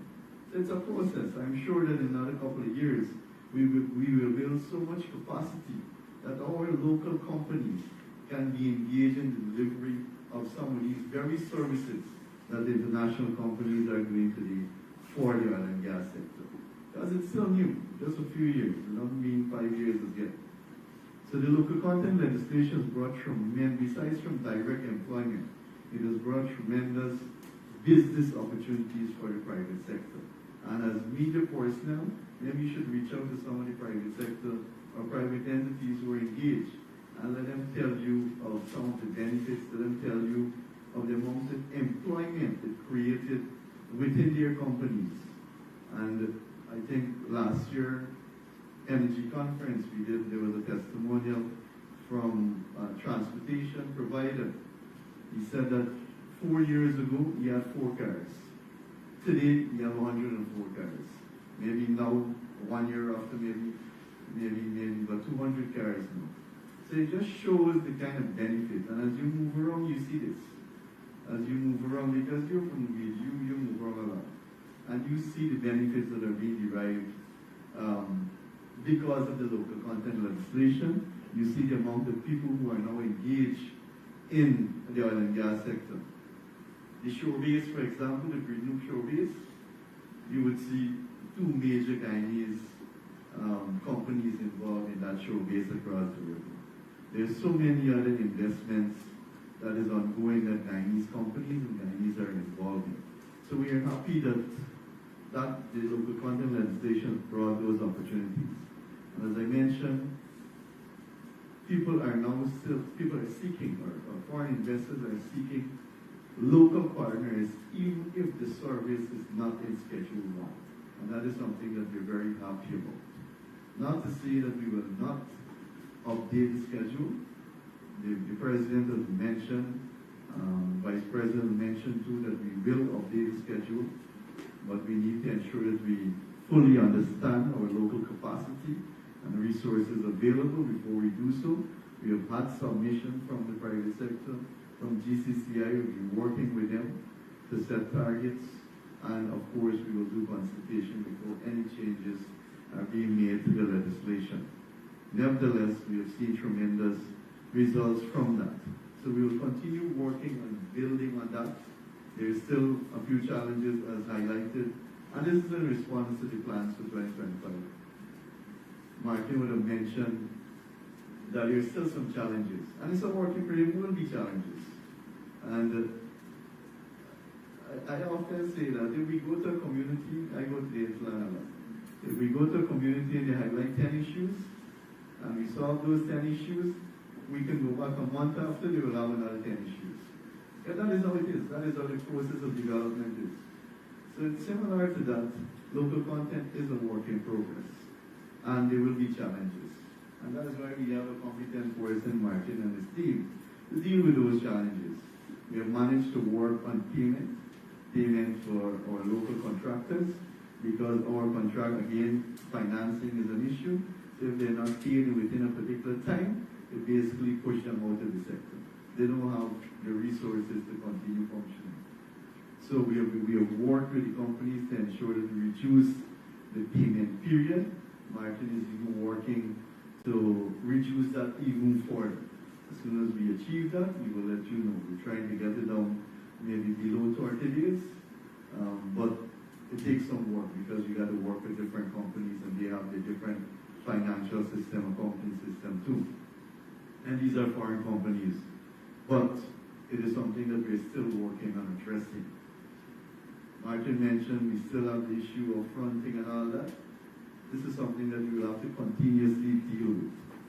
Right? And again, it should not be because these are Guyanese companies or Guyanese being engaged in this activity, which should not be, because legislation was set up to benefit Guyanese, not Guyanese to use it to smart the system and to take away benefits from us as a country. So I personally would like to call on all our Guyanese companies and Guyanese in general to ensure that they do not engage in that. That is selling yourself. That is selling your country. When we fought so hard to bring benefits to our people in our country, there are few people who would sell themselves and their country just for a few dollars. Sometimes our patriotism, I think we got to weight our patriotism a little more. And I often say in particular that Guyanese, sometimes when we only become patriotic when we leave Guyana. When we're in Guyana, we see everything bad about Guyana. But from the time we leave Guyana, we become Guyanese more than anybody else. Right? We wear our Guyana flag in our hand and bandana on our head. But when we're in Guyana, we don't want to do that. So our patriotism, I think, needs to really, really improve as Guyanese. We need to have a sense of pride in what we do. We can't have people selling themselves just because they hold a Guyana passport at the detriment of our country and our people. So we will continue working on those areas to strengthen the monitoring of local content so that more and more people can benefit. Training, as I mentioned, will continue, especially at the Guyana Technical Training College, because as I mentioned, we want our people to be employed in the oil and gas sector. But not as laborers, not as cleaners, not as sweepers, not as servers. Yeah, nothing is wrong with those jobs. But that should not be the only job that Guyanese are involved in. There is nothing wrong with doing that. If that is your skill set, well then fine. But we want some of our people to work in the technical field. We want Guyanese petroleum engineers, reservoir engineers. We want our people to be working on the FPS in a technical capacity. And so far, we have trained almost 50 young Guyanese at the Guyana Training College that are being deployed offshore on the FPSOs and drill ships. So that does really bring success to us. We will continue doing so. I mentioned to a few of them, at least 8 to 10 persons are studying in China presently. They'll probably be back in another 2 to 3 years from now to be a part of the sector as engineers. And I think you heard already, it's well ventilated, that soon we will, at some point in time soon, we have budget coming up on Friday, and then after budget we have the debates, then the examination, the estimates, so that will take some time. But I'm sure soon at some point in time after that, once everything is okay, we will table the oil spill bill. I think the Attorney General issued a statement that he has finished the draft. So that will be for the examine, and at some point in time we will table that. That is a modern piece of legislation. Again, if you check how many countries in the world, oil-producing countries in the world that have legislation like that in place, probably you won't find any, or just a few, that have that legislation like that in place. And as was mentioned, this bill, it's a bill now, this bill will not only cover oil spill in the exploration production area offshore, but it will also cover transportation of petroleum products and crude as well too. So if there is any mishap, boat accident that we've seen in some countries, it means that it will be covered here too. And it will speak to cleanup, it will speak to compensation, it will speak to restoration, which are critical areas in dealing with any oil spill. But God forgive, I'm hoping and I pray, and all of us should too, that we should never have to use this piece or this bill when it's enacted, this legislation, that we may never experience an oil spill. So far we are satisfied with the level of safety, with the level of precaution, and the operation of the operator offshore in their operations. So much so that we have not had any major incident over the last, from exploration to now. We hope and wish that it will continue like that, but nevertheless, we need this in place in the eventuality of anything happening. Martin also mentioned the app, the local content app, which we've been working on for some time now. But we want to ensure that when we release the app, there is no issue with it, it is fully registered, and it is simple for the end users. Because it makes no sense having an app, but end users cannot use it or access it properly. So that app we're hoping will be completed for our NG conference in February 18th, and we can have it launched there by His Excellency at the NG conference to have that app. And the app will be available to anyone. However, only those who are registered and have a local content certificate will be able to access certain capabilities or access certain information and can carry out certain operation with regards to local content opportunities, especially with jobs and the provision of goods and services. So everyone can access it. You can see when there are jobs or vacancies available. You can see when companies are requesting goods or services, but only those with local content certificate that are registered, that is the Guyanese companies, can actually access the portal, that's the word I was looking for, Martin, to ensure that you can actually be a part of the procurement process. So it will be simple, it will bring notifications to your phone, because a lot of people and companies have been saying that they don't know when companies have vacancies or they don't know when they request goods or services.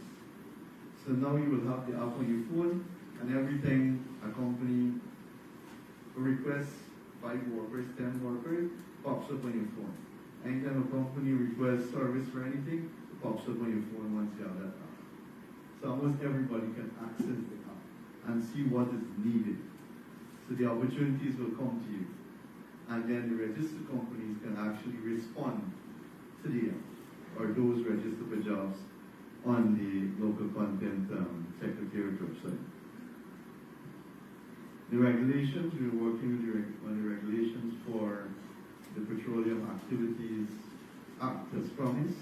We're working on the gas strategy, because as you know, the President has mandated us to start have access to shift some of our attention to gas and gas development. So that you will see a lot more of that in 2025, a lot more engagement, and hopefully move towards some solid plans and decisions in 2025 or later. We are in the process too of finalizing the seismic, the companies that should be do the seismic survey. As you recall, we went out for an auction, but you know the challenges, we highlighted the challenges up front with that. As either we had waited and do the survey, which probably would take 18 months or so, or 2 years to do, and then go out, but we decided we were going to go out without the survey, which is not sometimes the ideal situation. So what we are going to do now is to engage with these companies to shoot the seismic so that we can have those data available. So in the future, when we decide to go at another roundabout auction, it simply means that we will do so from a more informed position with data that is available and obviously will be more attractive. So these are some of the things that we plan to, just some of it that we plan to do in 2025. With regards to CGX, the position remains the same. The position remains the same. There is no change to position with regards to how we're dealing or handling with the CGX matter. The license would have expiration license like any other company would have expired. We had Repsol, I believe. Repsol license expired sometime in 2023. We treated the matter the same way. Repsol, at the end of the license, the state takes possession of the block.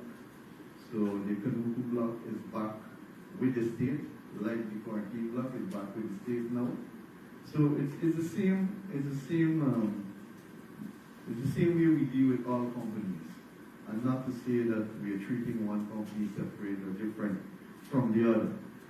The same system that was used with Repsol, the same system was actually used with CGX too. The expiration of your license, the block obviously goes back to the state. There is no cost recovery from that because you didn't move to production. It's only if you move to production then the cost recovery kicks in. That is your risk that you took.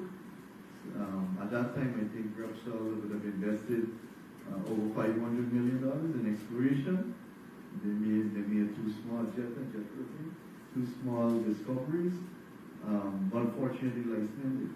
In the case of CGX, we had given them extra time for appraisal because once The law also states that once there's a discovery and they notify us, there's a notice of discovery, of which they believe can lead to commerciality, then we need to give them additional time for appraisal program, which we did. That has expired too. So there is nothing legally that we can do with regards to any further extension or that matter. The company either have to reapply, like some companies would have, or wait until we have another bid round and if we decide to put that block as part of it. But that is the situation right now. So nothing has changed with that, and we have not treated them differently from any other company. The same way we dealt with Repsol when their license came to an end. The production for 2024, I was advised that we had 225 lifts in 2024, which again, as I started out with my earlier opening remarks to say it was a good year for the natural resources sector, and that we have seen increases in almost every commodity across all the sectors. And that is a significant increase from 2023 again, mainly because of the TOR project coming into production and the full optimization of the FPSO in 2024 compared to when it started out in 2023. Again, we will see an increase in 2025, because we have the one Guyana FPSO, which should be here late in the year, which should be commissioned and start up late in the year. So we should have some of the production from the one Guyana FPSO in 2025. As to how much or how early, at this point in time, may not be able to give you that, because it still depends on how fast you can get here and how fast Exxon can actually set up that FPSO. And the time frame too depends on weather conditions, the sea, and a number of other issues that that they have to deal with offshore in setting up everything and move to production. So at some point later, I'm sure I can give you a final startup date for the one Guyana FPSO. But from all reports that we have received from Exxon, it will start up in later 2025. So we will see some production from it. As to how much, I'll tell you later. On the GTE claims, we often get questions on the gas energy project from the media requesting information, requesting data. But let me I'm not sure if it is clear, but the Ministry of Natural Resources is assisting in this project. When it started out, we were fully engaged because Exxon was part of the initial conversation, and we were responsible for the pipeline project. Hence our engagement, because they are part of our sector. But this is primarily handled by the Prime Minister Office. The premiums, even the budgetary allocation goes to the Prime Minister Office. I'm sure you saw that, and you will see that again on Friday. So even the arbitration is handled by the task force and the Prime Minister Office. But I know, more based on reports, that is ongoing. As to how it is progressing, I may not be in a position to give you an accurate position at this point in time. But I can endeavor to find out and to get more information on it for you. Because it's a serious matter, and I don't want to mislead you in any way, give you misinformation. But as I mentioned, we are not the direct agency dealing with it. Otherwise, I would have been in a position to do so. With regards to verification, I would have mentioned GRA, GGMC, DPA. These these agencies are offshore monitoring. I think we've been through this a number of times. I'm looking forward to the headline tomorrow to say that there is no budgetary allocation for oil verification, without saying that GGMC, Ministry of Natural Resources, EPA, GNBS, GRA, all these entities must be here. The GNBS is the custodian for the pump to ensure that and no discharge offloading can be done without GRA or GNBS on board that vessel. You know, there's a lot of system. The last time we had this press conference here, we had a presentation done by the technical staff showing that we do have a dashboard monitoring production. I think it's a 10 minutes interval, right? At some point in time we can get in real time, because the fiber optic cable and all that will be implemented very soon. And we are working towards setting up our own data room and all that. We are working towards build out the sector in a modern way that we can manage it almost real time. But you would appreciate and understand it's a work in progress. It's a work in progress. But we will continue to do our best to manage the sector for our people. Thank you. Thanks, Minister, for that. Just very quickly, in addition to the named government entities, there's also contracted international third parties that is doing the verification and keeping international standards, and there's a terminal. So I recognize a few other persons now. The young lady from Guyana, the gentleman there in the white shirt, and we'll take it from here, okay? So yeah, I think we should brought it back to. Oh, hi, Marcel, you're a bit late today. Guys, I know we've gone a bit into the lunchtime, so I'm sorry about that, but we did provide some refreshments and snacks at the back in case anyone needs to go for one reason or the other, alright? Thanks. Hi, I have about 4 questions. Firstly, can we get an update on the auction? Since 4 of the 6 bidders accepted the new PSA terms, when will we see those contracts being signed? And as a follow-up to Kimo's question, CGX has partially operationalized the Burmese port. Does the government have confidence that the company will get the Burmese port fully operationalized, considering the previous delays that they had faced? Also, how soon can we expect approval for Exxon's request to increase production at the Liza 2? And also, can you speak to exploration activities at the Orange Block?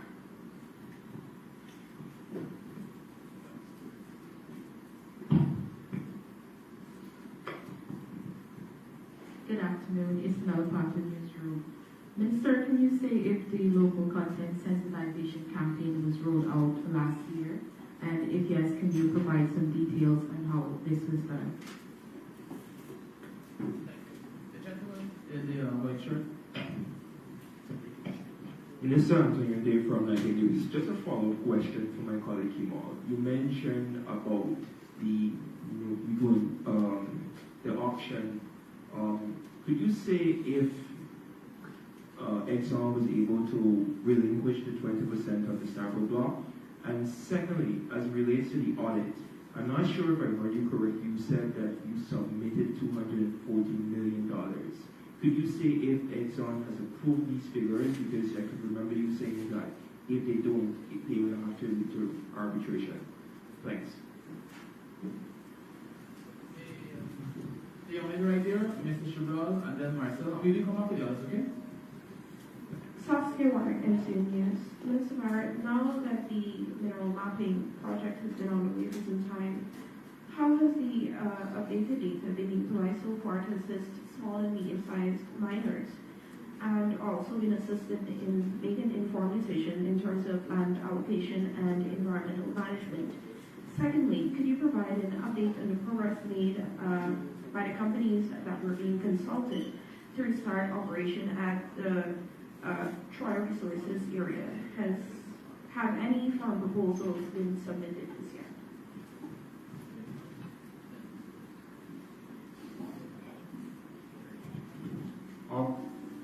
Minister, just one question I have now. I want to know whether you discussions with Suriname and joint exploration and exploitation of gas reserves. Marcel.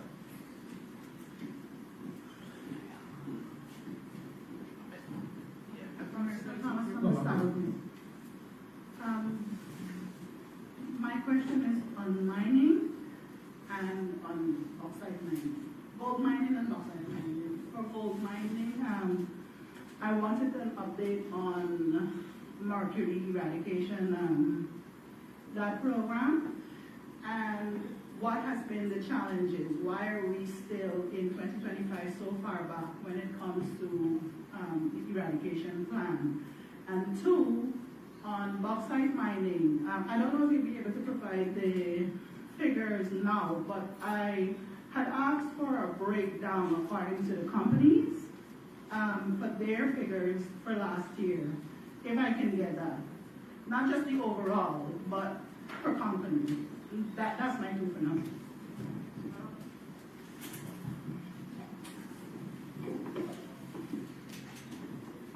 Thank you very much, Minister, and the colleagues for the questions. Just before Minister responds, just to add the gentleman in relation to the audit, the government again position remains is that the 214 is not accepted. Right? So you can say if That's fine now. That's fine now. Right? That's what the position. We do have a number of questions that Minister will answer. I think we may also have. On the auction very quickly, specifically to say is that indeed the companies that have indicated acceptance of the PSA, they've been asked to make the final submission of some of the documents, including the financial statements, and also a number of other legal and regulatory documents in keeping with the PAA of 2023. Those submissions have been made for 4 of the companies, and we're in the final stages of that review. As you could feel, it's a number of consortiums, so you have to do review for every one of the consortium partners. So that is well on the way, and as it relates to challenges at this stage, there is no challenge with those companies relative to the submissions made. return forward. Sorry? Return forward is something. I can share the information you just have. Thanks, Minister Martin. Thank you, PS, and again, let me thank the members of the media who have raised questions. Like I said, I did give but I think you want to break down the figures by companies, right? Yeah, we'll get a breakdown, but the final figure for bauxite production, 1,703,121 tons in comparison to 523,732 in 2023. So it's an increase of 225%, mainly because of the investment by Foresight and the new Mars project and the new logistics they have in place in terms of shipping. They actually have a Panamax vessel that can ship out from the mouth of the Demerara River directly to Asia or to Europe. Oh, you have the figures. Right. So very quickly, Marcel, for the purposes of the bauxite figure, for 2024, Borsai is 1,529,151, 1,529,151, and Jinmin is 173,972. All right. If you want it for the previous years, I have to give it to you also. All right. Thanks, PS. And we have received a commitment from both companies that in 2025, the production would be even increase even more significantly. For the bauxite, if I may mention, in 2024, they were engaged in mostly stripping, right? That's the overboarding, removal of overboarding. So we will definitely see an increase in their production in 2025. While Borsai is poised to increase their production significantly.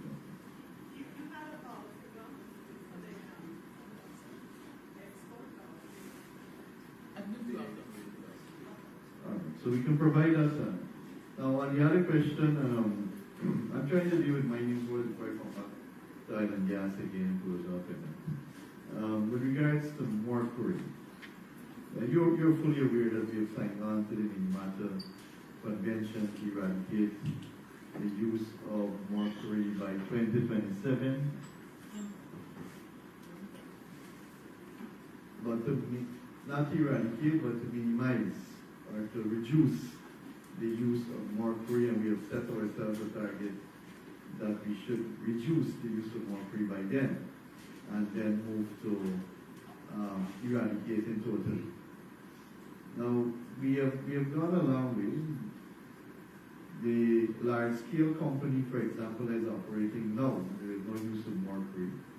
The other large-scale company that we've signed an agreement with, again, there will be no use of mercury, cyanidation they'll be using, which is better and is higher for, higher in terms of recovery rate, it's better for the recovery rate. Many medium-scale approvals that we're giving now, especially new medium-scale approvals, we ensure that there's a clause there to say mercury should not be used or mercury is prohibited. The new operation, for example, the Marudi operation, in that agreement, it states no use of mercury. We have seen and we've inspected the operation there, and we are satisfied that they're adhering to the agreement so far. At least when we inspect, we have not seen any traces of that. There are a few other medium-scale operations that we would have given permit to, that they are not using mercury. As a matter of fact, Deputy Commissioner Technical is here, Jimmy. Mr. Reese, he will be able to tell you a little more if you want some technical information as to what system is being used now. But there is a system that we have looked at in Suriname that actually brought good results, not using mercury, and it has increased the recovery rate. We're trying to get our miners to buy into that system and to start using that system in Guyana. The challenge is with the smaller miners. The challenge is with the smaller miners, because if we're going to say to a miner that use this system, that is the concentrator or whatever, now they will have to invest maybe 5 million, 3 million, for whatever it costs is to set up that system. So if we should say to the smaller miners, you have to stop now and use this system, basically we're putting them out of operation. As you know, the smaller miners, it's difficult for them to go and invest right now in a system of $5 million or $10 million. Even though it will increase the recovery rate, but some of them are just not in a position to do so. You go to Mali, you go to Bartica, and you meet with those small miners, they will tell you that they're not in a position right now to do so. We've been trying to get them to work in groups, but you understand the challenge with that too, because we've been looking at a similar system at Troy with the small miners, not the big operation. With the small miners, to have all of them working together and having one central location where they process the ore, like a toll processing system. But the challenge is because they are spread out, and getting their materials to that central point adds cost to them too. And the difficulty in doing that, because a small miner might not have a truck, might not have access to a truck to move his material from one location to another to process at a central area. The difficulty it poses to them. So it's mostly the small miners that have a challenge. One is the investment cost that we have to work with them on. Grouping them, we try that, but sometimes they work in different areas. So that is another challenge too. But we have our National Action Plan, which lay out the process in which we will follow towards the possible eradication of it. The other challenge too is that there is no alternative that is affordable and that is available. There are alternatives, but they are not affordable to the small miners. So we need an alternative that is affordable, that is acceptable, that is environmentally friendly, and that it is cost effective at the same time for small miners. Otherwise, we put in more pressure on our people, especially the smaller miners. However, we've been taking other steps. Our environmental department, DGMC, have been taking steps to work with miners so that we minimize the effect of it on our environment. This year especially, we're going to monitor these mining operations to ensure that everybody, or the operations, they have what we call a settling pond, or a tailings pond. Because in the past, we find that some miners just go and dig a pit, they mine, and then they discharge the water directly in the creek, which is bad, which should not happen. So this year, Mr. Reese, who is in charge of that department, he starts to doing that, ensuring that we enforce this, that miners must have settling ponds or tailing ponds, and they don't discharge directly into. So there are other things that we can do to minimize the effect on the environment while we work with especially small miners, because I see soon, already large scale, they're not using mercury. I see soon at the medium scale level, we can move away from it. Because the medium scale miners, they're happy to move away too, because it increases the recovery rate. The new system increases the recovery rate. But the smaller miners, the challenge, they would love to, but the challenge is the investment in the new system that they will have to use. So we'll have to continue working with them, and at the same time, try to put system in place to minimize the effect it has on the environment. So far, and thank God, we haven't had any major issues, environmental issues that is, with regards to the use of it. So it means that DGMC is monitoring and is doing something good with regards to that. But our commitment is there. I want to say that our commitment is there to a possible eradication as soon as possible. On the mineral mapping, the mineral mapping project has started only a few months now, but the idea behind the mineral mapping project is to assist miners and to ensure that we continue mining activities in Guyana while at the same time safeguarding our environment and especially our forests. That is the whole idea behind the mineral mapping. It ties into our low carbon development strategy, as you're aware, because once we're in a better position to point miners to land where there is signs of mineralization, then it becomes better for the miner that they can do little prospecting. They don't have to invest too much money in prospecting, and there is no destruction to a forest or a large forested area either. So that is the whole idea behind the mineral mapping. Similar to we've completed the National Forest Inventory. So now the Guyana Forestry Commission is in a better position to, when we issue a concession, we know that there are trees to harvest there. We know how many. We know the species. We know the diameter, what it should be now or what should be next 10 years. We have those information. So we can make more informed decisions in issuing forest concessions. Similarly, the mineral mapping will help DGMC to issue mining claims or blocks that have signs of mineralization. You'll appreciate that the last inventory was done 40 years ago. 40 years ago or even more than that. So the mineral map and the information that we have now, it is very old. A lot has changed since then, especially with the equipment used then and the technology used then. We have much better equipment and technology today so that we can have a far more accurate survey of our mineral resources, and we can point miners in the correct direction, which ties into our low carbon development strategy of ensuring that we minimize any damage to our forests. And it ties into our general policy as a government too. Our policy as a government is to ensure that there is economic development and that we balance economic development with environmental sustainability. So this is a project that ties directly into that. While we say that we are not going to stop mining or logging, but we are going to ensure that we do it in a responsible and sustainable and informed manner. So this ties into that. So rather than allocating a block or a concession where there is no sign of mineralization, in another year or two, we will be in a far better position to update our mineral resources and only allocate land where there are signs of mineralization.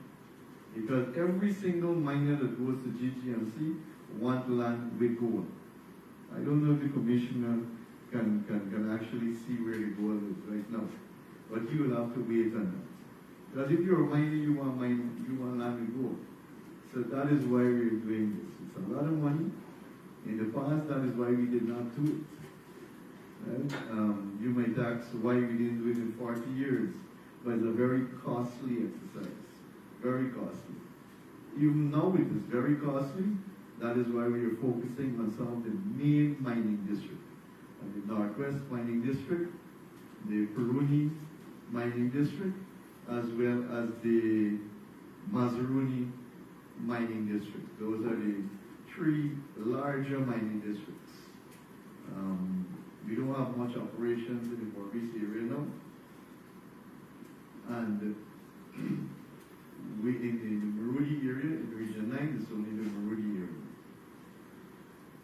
So the mineral mapping is ongoing, and I'm sure that will go a long way to helping miners. That's the answer to the question that was asked. Added to Marcel, question on mercury, going back to that. We would have invested along with GGDMA in what we call riverine equipment that we brought from Alaska, is in Guyana presently.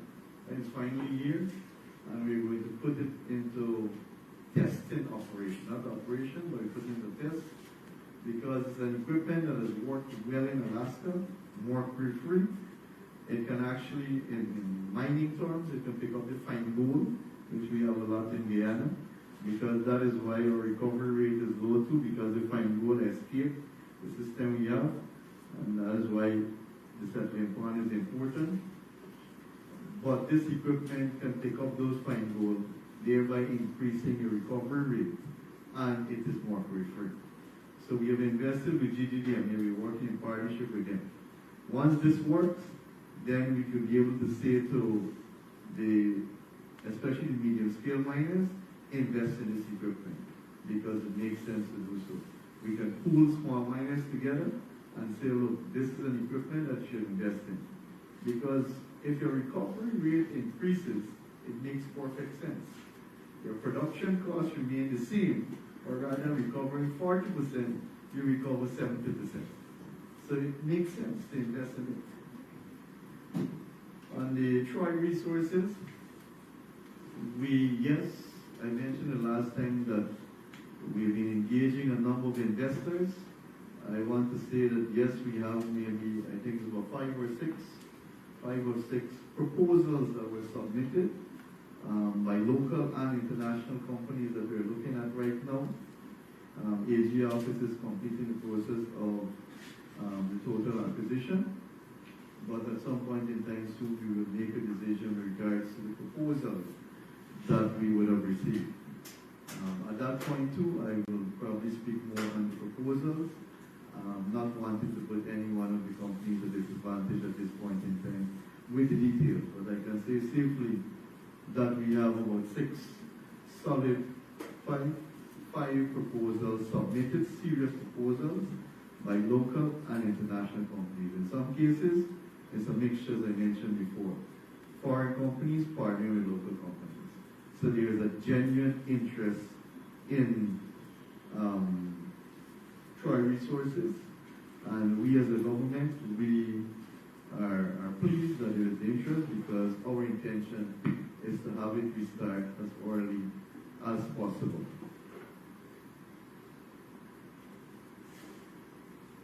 I think PS would have answered the question on the audit, clarified the question on the audit. The other issue I have, the other question I have here is on the local content workshop. We had several workshops in 2024, which will continue into 2025. I personally attended one of those workshops at the Lenora Technical Institute, Martin. At the Lenora Technical Institute. Martin, however, would have held a few other workshops. I know in Amsterdam he had one, in Irvington there is one. I think he had a few others. As well as Martin and his team has been on field visits almost every single week to different areas, different schools, monitoring companies, especially school. I think Martin went to a few schools as well and speak to students on the local content and the opportunities that lies in oil and gas through the local content legislation. So that is ongoing. With regards to the OPS, did give an update on the auction. With regards to the port, CGX port, in terms of operationalizing the port, I visit Maurice often on Mauritius. I visit often, so I've seen some of the activities there. With regards to the intended use of it, I don't think initially that was the intended use of it. It was mainly supposed to support the oil and gas sector, the exploration in the quarantine block. At that time, you can recall CGX did have share or holdings in the Demerara as well as the Vorbees block too. I think Demerara, Vorbees, and quarantine. They would have given up the rights in Demerara and Vorbees, which is back with the state. And then we spoke earlier about the quarantine block. So I think the port facility was mainly to support the activities in those blocks. However, I know it's being used for other purpose now, which is good. But I'm sure at some point in time we'll have to engage the company on how do we move forward with that facility. With regards to the production optimization, we did receive requests from the company indeed to optimize production. I think it's Unity and Prosperity as well too. What we have done is that we have an independent consultant. EPA is fully engaged. EPA is fully engaged in this because they play a major role in ensuring that they give an objection to the optimization because it has to tie into the environmental permit. On our side, to give final approval, we have contracted a third party international consultant to look at this matter. So as soon as they would have concluded their report, we'll be in a better position, which hopefully soon we can be in a better position to either say no or yes to the optimization. At this point in time, I don't want to give an indication that it's either way. Because we wait on that report, we wait on EPA as well too, I'll have to speak with EPA as well too, before we can actually say yes or no. But again, the government is not against production. We have said that from day one, but it must be done in a safe manner. It must be done in a manner that will not cause any issue with the equipment or with regards to the environment. Once we are satisfied with that and we are comfortable, I'm sure we'll be in a position to say, to give a final decision on it. But as of now, we are waiting that report. Orange Juke exploration, of course, the Orange Juke, they would have submitted their work program, and we expect that they will fulfill their work program. As a matter of fact, all the operators, not only ECO, but all the other operators. We have Exxon also operating in the Kanji block. They're also doing exploration in Stockbrook. We will have the new operator in the Kiteshore block, as you know, Exxon will have given up their interest in that block. The new operator will have to fulfill the same work program. There will be no change to the work program. And of course, Eco Atlantic in the Orange block, they too will have to fulfill the work program. With regards to I think the last issue I have here is the relinquishment. And I'm happy to say that between the GGMC, among the Ministry, GGMC, and Exxon, we have already agreed in principle the acreage submission of the report and the acreage that will be relinquished. And I just want to say, because I'm not sure if it's clear, that if it is a producing block for the relinquishment, we must excise out or take out, because some people might calculate that the block is excised and that 20% must be this amount. The simple maths, once we know how much problem. That if it's 20,000, then 20% will be X amount. However, it's a producing block, and you will know this from your experience in the oil and gas sector, that we need to take out the production area, we need to take out the appraisal area, and the area where there is potential commercial interest. Right? That's in the PSA, we can't go against that. So once you excise that out, or you take that out of the acreage, then whatever is left, you relinquish 20% of that. So I just want to make that clear, because some people might do the plain maths. Starbuck is this size, and you're supposed to get this amount. So I just want to say that to you. Once you finalize that, we will actually, once we finalize that, we will give you the exact acreage. That should be finalized very soon. I think now it's just the mapping as to where we take it from. Right? It's not as simple as it may seem. It's a very complex, especially with blocks that are producing. Because you have Lisa 1 year, Lisa 2 year, Payara, you have the other developments, and you have discoveries, you have appraisal areas. So we now have to decide where we are taking these acreage from. But it has to be together in consultation. Because at the same time, the company will have to work with us on it. So once we finalize that, we will give you a full report on it with the exact acreage. But I can tell you, yes, the process has been advanced significantly, almost to completion. So I think those were the questions. Thank you. Oh, sorry, Dennis. Yes, I recall you raised this at, I think, at the press conference. But PS is our point person in the ministry. It's more technical now. We'll be sharing information with Suriname. Suriname will be sharing information with us. So basically, the two groups will be meeting virtually at the technical level, sharing information. You would know then is that they're the ones just sharing information, doing all the technical work, but the decisions will have to be made at the policy level. We haven't reached that stage yet where the technical team is in a position to prepare a report and submit it for policy direction. But I don't want to preempt, but you know, Suriname is going into election mode soon. And their election, I think, is in May. So they already started campaigning already. So I'm not sure how far we will go with it from now to then. But from our end, we are willing to continue the talks. As I mentioned, yes, he is the focal person.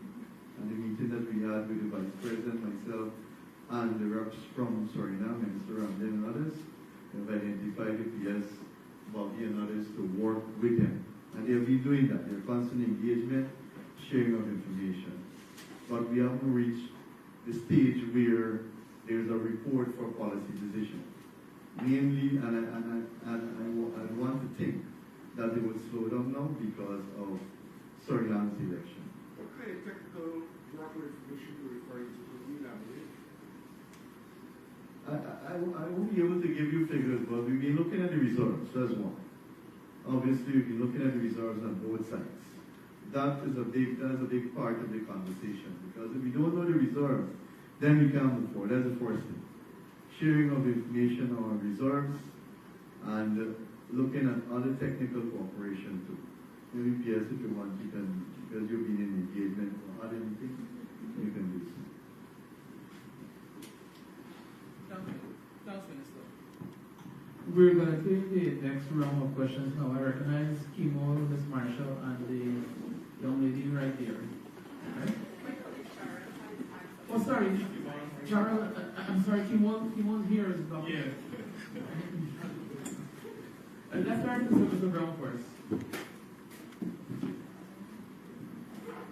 Jarvine, Evening News. I have two follow-up questions. Since the issuance of permits to the 112 small miners at Troy Resources, have any more permits been issued? And on the oil block auction, what is the timeline your ministry is working with to issue licenses for the blocks from that previous bid round and eventually to get into the second planned bid round?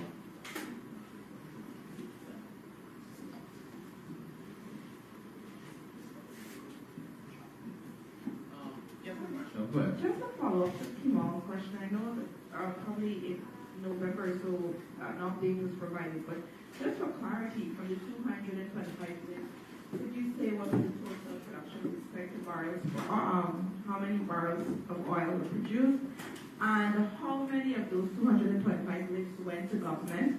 Would you be able to give us the total revenue generated with respect to the list received by Guyana and the royalties, the total numbers?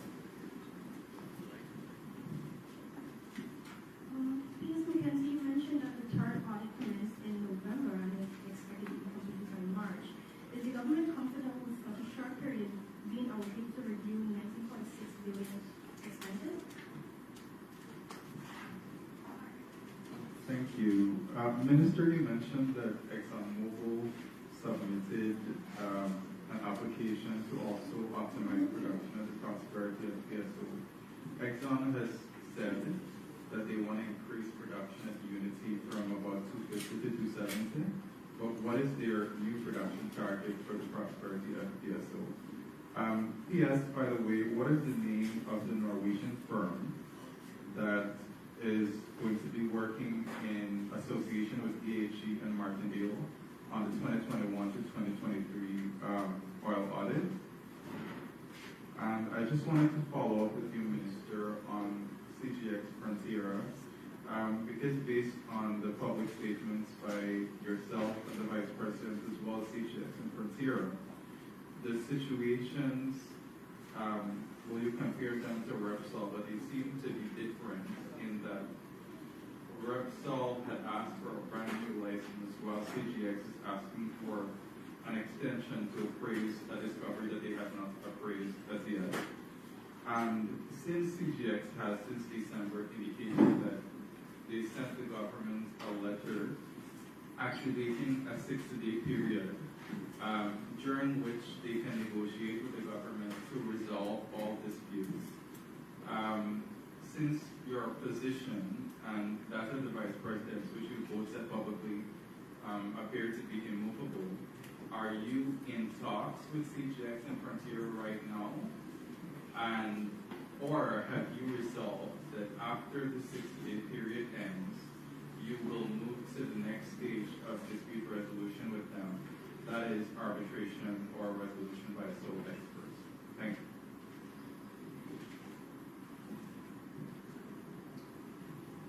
Any other question?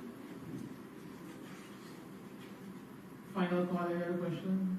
Okay, final comment. Yes, no, this is the last round. I understand, it's roughly almost 4 hours now. I'm sorry about that. We wanted to ensure that you guys get a chance to ask a question. So we're going to ask Minister. Yeah, there was an intention today as well. So we're going to ask Minister to respond to some of the questions raised. But just before he does, Kimo, very quickly, I'll provide you with the name of the firm that is providing the support to VHE and Martindale. They're actually petroleum geologists, and they're doing the technical aspect. I'll provide you before you leave, right? And in terms of the audit, the young lady, as mentioned, the Guyana Revenue Authority is leading the charge in terms of the audit. The MNR is providing technical and regulatory support.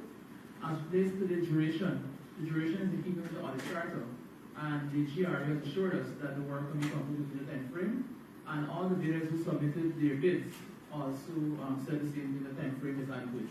Right? Thank you. Thank you, Pierre. I think we're developing our application to the Ministry of Natural Resources press conference at 3, I think we're going on to the 4th hour now. That's why Marshall and it's coming late. To avoid the early statement. But surprisingly, surprisingly, I made a short opening statement thinking that I don't want to drag you out till after lunch. But nevertheless, I'm happy because this is the purpose of the engagement, is to give you information and for you to see clarity for the people of Guyana. And I want to assure you there is no secret or nothing that is hiding or nothing that we don't want to share with the people. Now, let me start with the one on CGX. Because it's third time people last on the CGX. In the last 3 hours, only Timor shares at CGX. All right. Now, there is no dispute. That's the first thing. There is no dispute between the government and CGX. As you mentioned, Vice President have made public statement that basically the license has expired. I explained to you and I draw the reference with Repsol and the Kanuku block. Repsol, after the time expired, they basically understand and the block went back to the state. In the case of CGX, I did mention too that because they made the discovery and they had applied for time to do the appraisal, additional time was given to CGX. Because when you check the time frame, you will see that they got additional time to do the appraisal program. The law states clearly that after the appraisal program, there is no other provision to extend it beyond that. That the next step after that is for the company to move to production. They start negotiating with the government a production sharing agreement and move towards production. Unfortunately, when time elapsed, they were not in a position to do so. And before that happened too, there was engagement. Not now. So to answer your question, there is no talks now, but there were engagements then. Right? I personally met with the team from CGX Frontier, myself, yes, several technical officers, legal officers as well too. We met with them, we had an engagement with them then, and they understood fully the position of our government, because there is no way legally that you can extend beyond the appraisal period. Right? They have to take the step as Repsol to reapply, or you wait until a bid round and you bid for the block if it is available. But there is no other legal provision. So even if, let's say on my own accord, that I have a soft spot for them and I want to protect your interests or share a scheme on, you're saying, even I can't do that as Minister of Responsibility for Petroleum because there is no provision in the law to do it. So it's not really a dispute. It's not an issue we have with the company.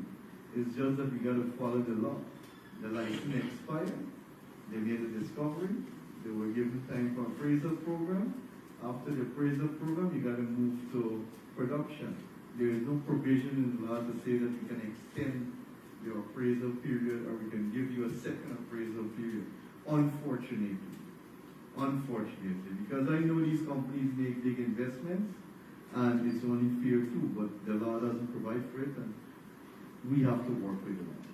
So just to clear it up, there is no dispute. We are not in talks with them now because our position was made clear, but we did meet with them before the expiration of the appraisal period. And we did engage them, and they did understand the position clearly at that point in time. On the prosperity optimization, the minimum capacity, I think, for that vessel is 230, 20 to 30. Prosperity.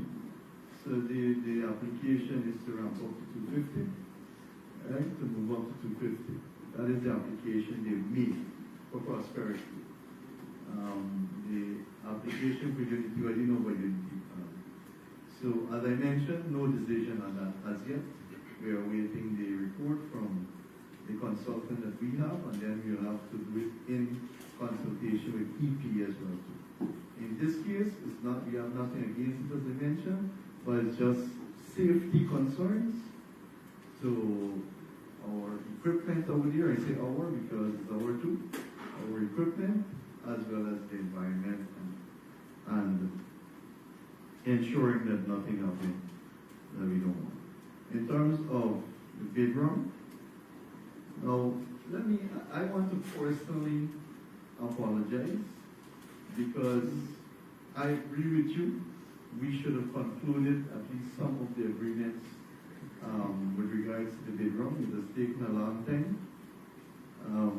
But what we wanted, and I think Vice President did mention, we wanted a PSA that applies to all the bidders. We could have concluded this process if we had done a PSA for Exxon, one for Total, one for the International Group, one for Civil. We could have concluded long before we had done that. But that is not what we wanted.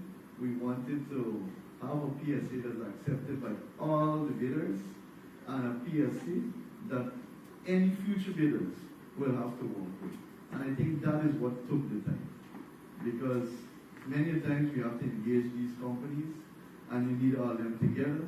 Sometimes they don't have the time because we deal with different time zones too. And we haven't been able to conclude a PSA that is accepted by all the bidders. And we don't want to be in a position where we have a PSA for different companies. That is not the ideal position to be in. And you would agree with me. So I think that is what took a lot of time to get a PSA that is accepted by all the bidders. Luckily now we have four companies have accepted it. We have to get the others to ensure that they accept it too, so that we can say this is the PSA we will be using, and this is the PSA we use going forward. In terms of future bid rounds, there is no decision on that as yet.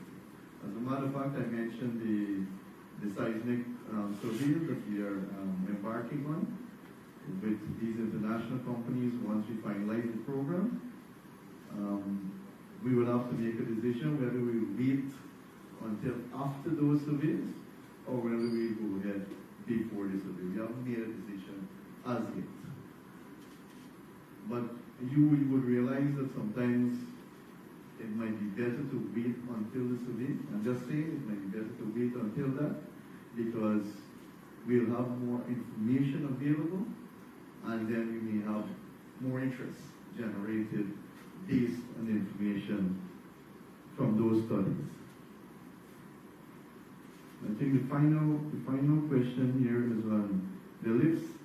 I did mention that we had 225 lifts in 2024, of which 28 went to the government of Guyana.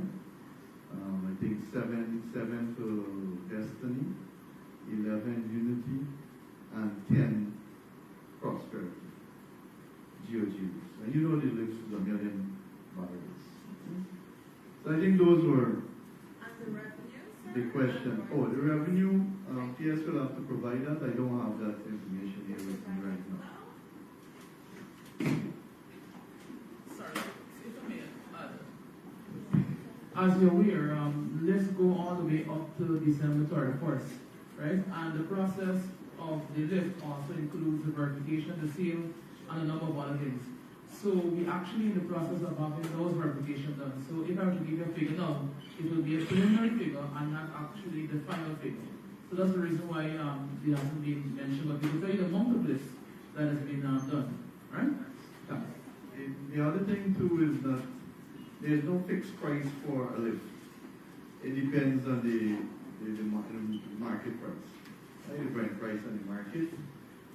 And you know now we're getting, I want to close by saying, which is a good thing, maybe this should be highlighted too when you report tomorrow, that for the very first time we're getting a premium of over $1. A premium of over $1 by one of the companies, I think it's Destiny, that is marketing Destiny crude.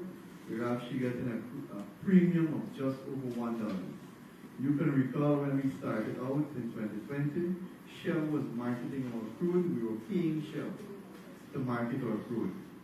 After that, I think it was BP, then Saudi Aramco, and now we have these companies, two companies, as a matter of fact, that are paying us a premium to offtake our crude. We have EV Energy, which is paying close to $1, as well as JE, which is paying more than $1 for the first time. And I don't think there are many countries in the world, especially small producers, that can actually attract a premium as Guyana. Right? So I just wanted to highlight that in closing. That's for Barlow, sir? Yes. So one final point before Minister gives a closing to Ms. Martha's question. As it relates to the revenue, and in particular, I've spoken to them, explained to you that every single lift that is executed by the government, that revenue is reported in the Natural Resource Fund, right? Down to the last cent. So once you go to the NRF, you can get every single revenue, and you'll also get every single cent paid for the royalty, right? So you don't, I'm happy to give it to you now, but all information is actually there for every single lift that is reported by the government. From since 2020 to now, it's all available there. And also, the Bank of Guyana report definitely too. And I'm sure you're going to hear it Friday from Minister Singh. I know, but you could give it to us in advance. But you say, no, but the Bank of Guyana report too, you will have it in the Bank of Guyana report for sure. That's where most of the media houses will get their revenue from the Bank of Guyana. And that is accurate. That's the same report we will give to you in any case. Because we received that from the Bank of Guyana. Right? So anyway, let me thank you very much. I think we had a very good session. I think it was time well spent because we owe these explanations to you so that you can disseminate it to our people, and that we want to maintain high transparency and accountability at the Ministry of Natural Resources. I look forward for us working together throughout the entire 2025. Thank you.